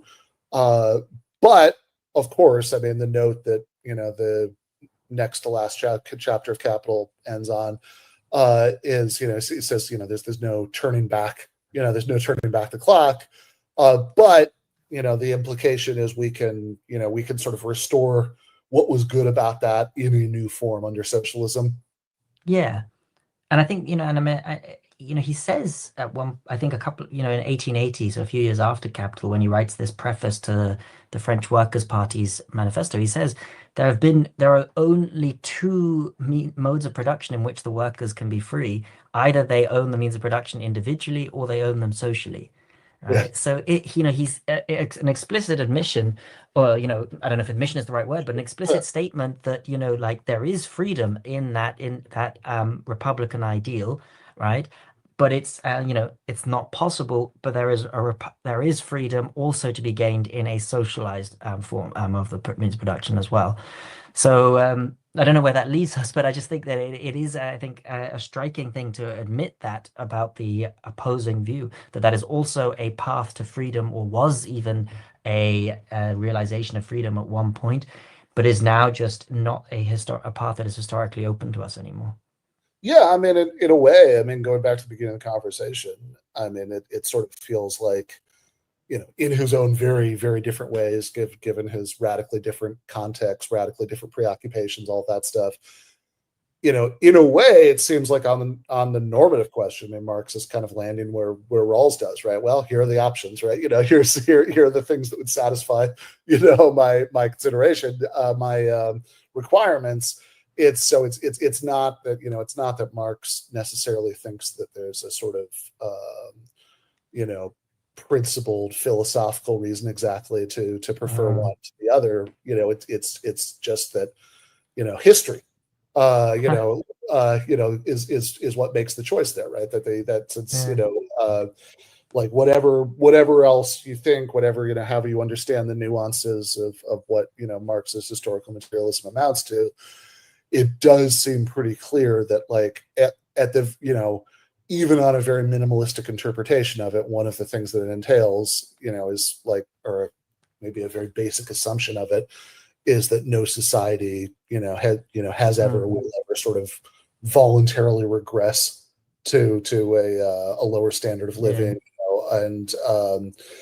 and so, just because, so for historical reasons, not necessarily for normative reasons, like one of these things is now off the table, right? That the sort of demands of modern production, aren't consistent with us going back to a world of small farmers and small artisans, which is, and like obviously every decade that's passed since Marx was writing, that's sort of gotten less and less controversial, for obvious reasons, so that leaves us with, okay, well, if we're gonna by and large produce things together, right, then if we're either going to be dominated, by capitalists, or we're going to run things together. Yeah, I mean, that's super interesting what you said at the beginning, because I hadn't really thought about that. Yeah, because by this comparison to Marx and Rawls, because you're right that Rawls does say justice and fairness, those are the two systems, and I leave it open to history and society as to which is better. And I hadn't really thought that could also be in one way Marx's answer. That's it. I mean, I think that is true when we think about it purely from the perspective maybe of Republican freedom as from domination.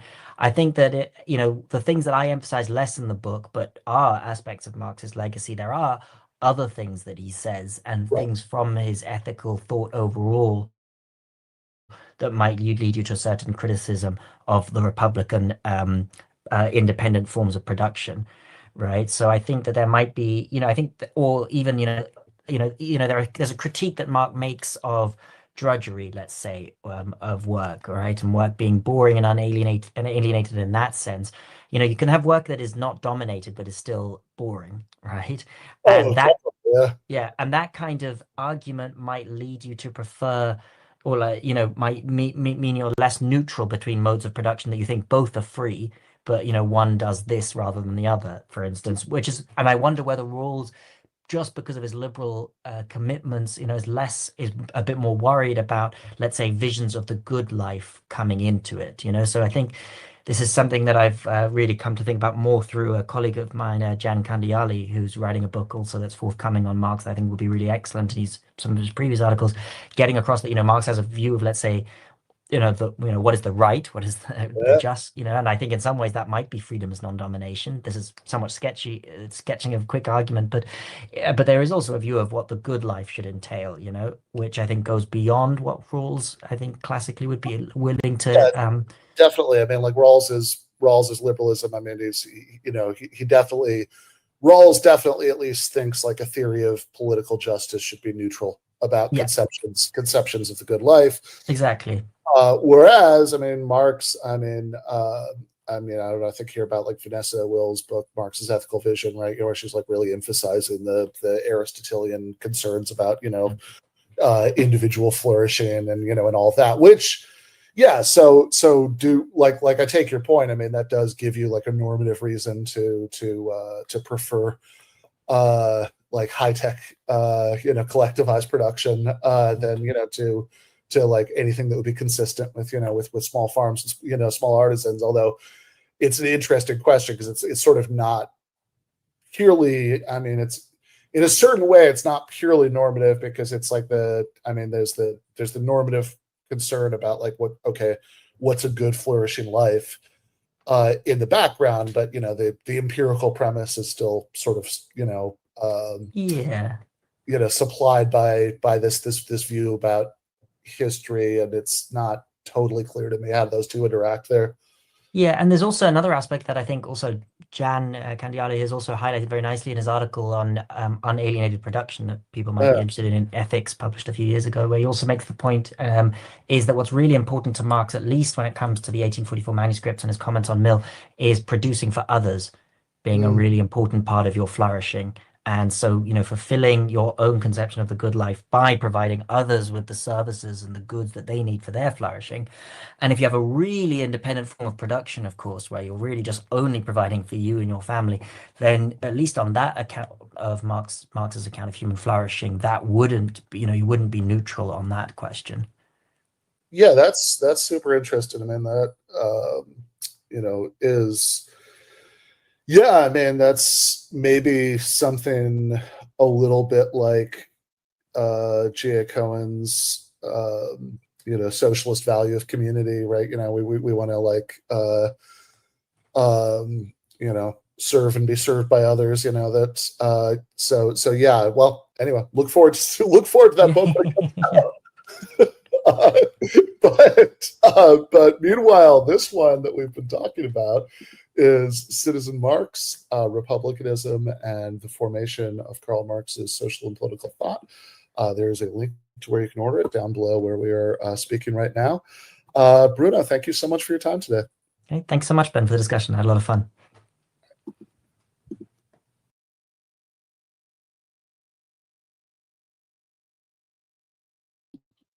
All right, that was Bruno Leipold, author of Citizen Marx, Republicanism, and the Formation of Karl Marx's Social and Political Thought. And, I think I said this a couple times in the interview, but I'll just say it a third time maybe. This is really, the best book about Marx I've read in years. Would strongly recommend it.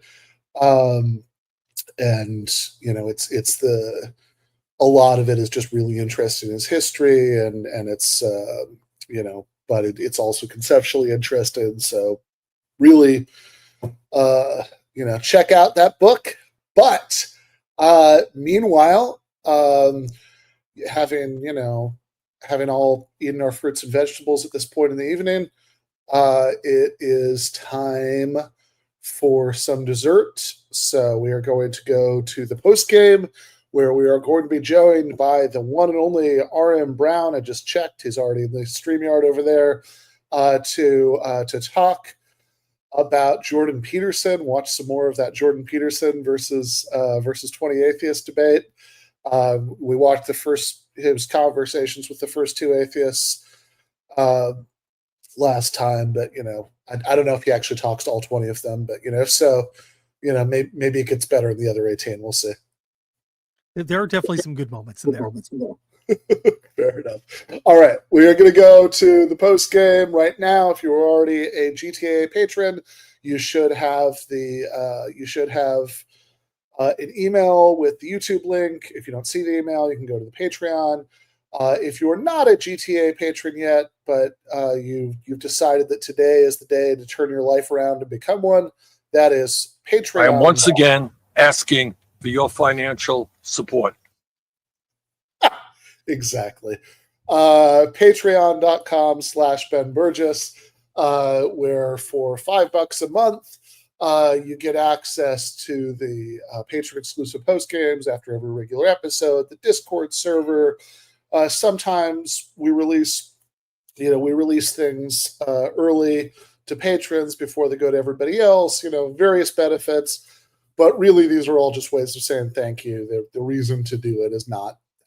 We're all swimming in free content, right? The reason to do it is because you like the show and you support it, and you want us to help do what we're doing. So if that is true about you, to consider doing that.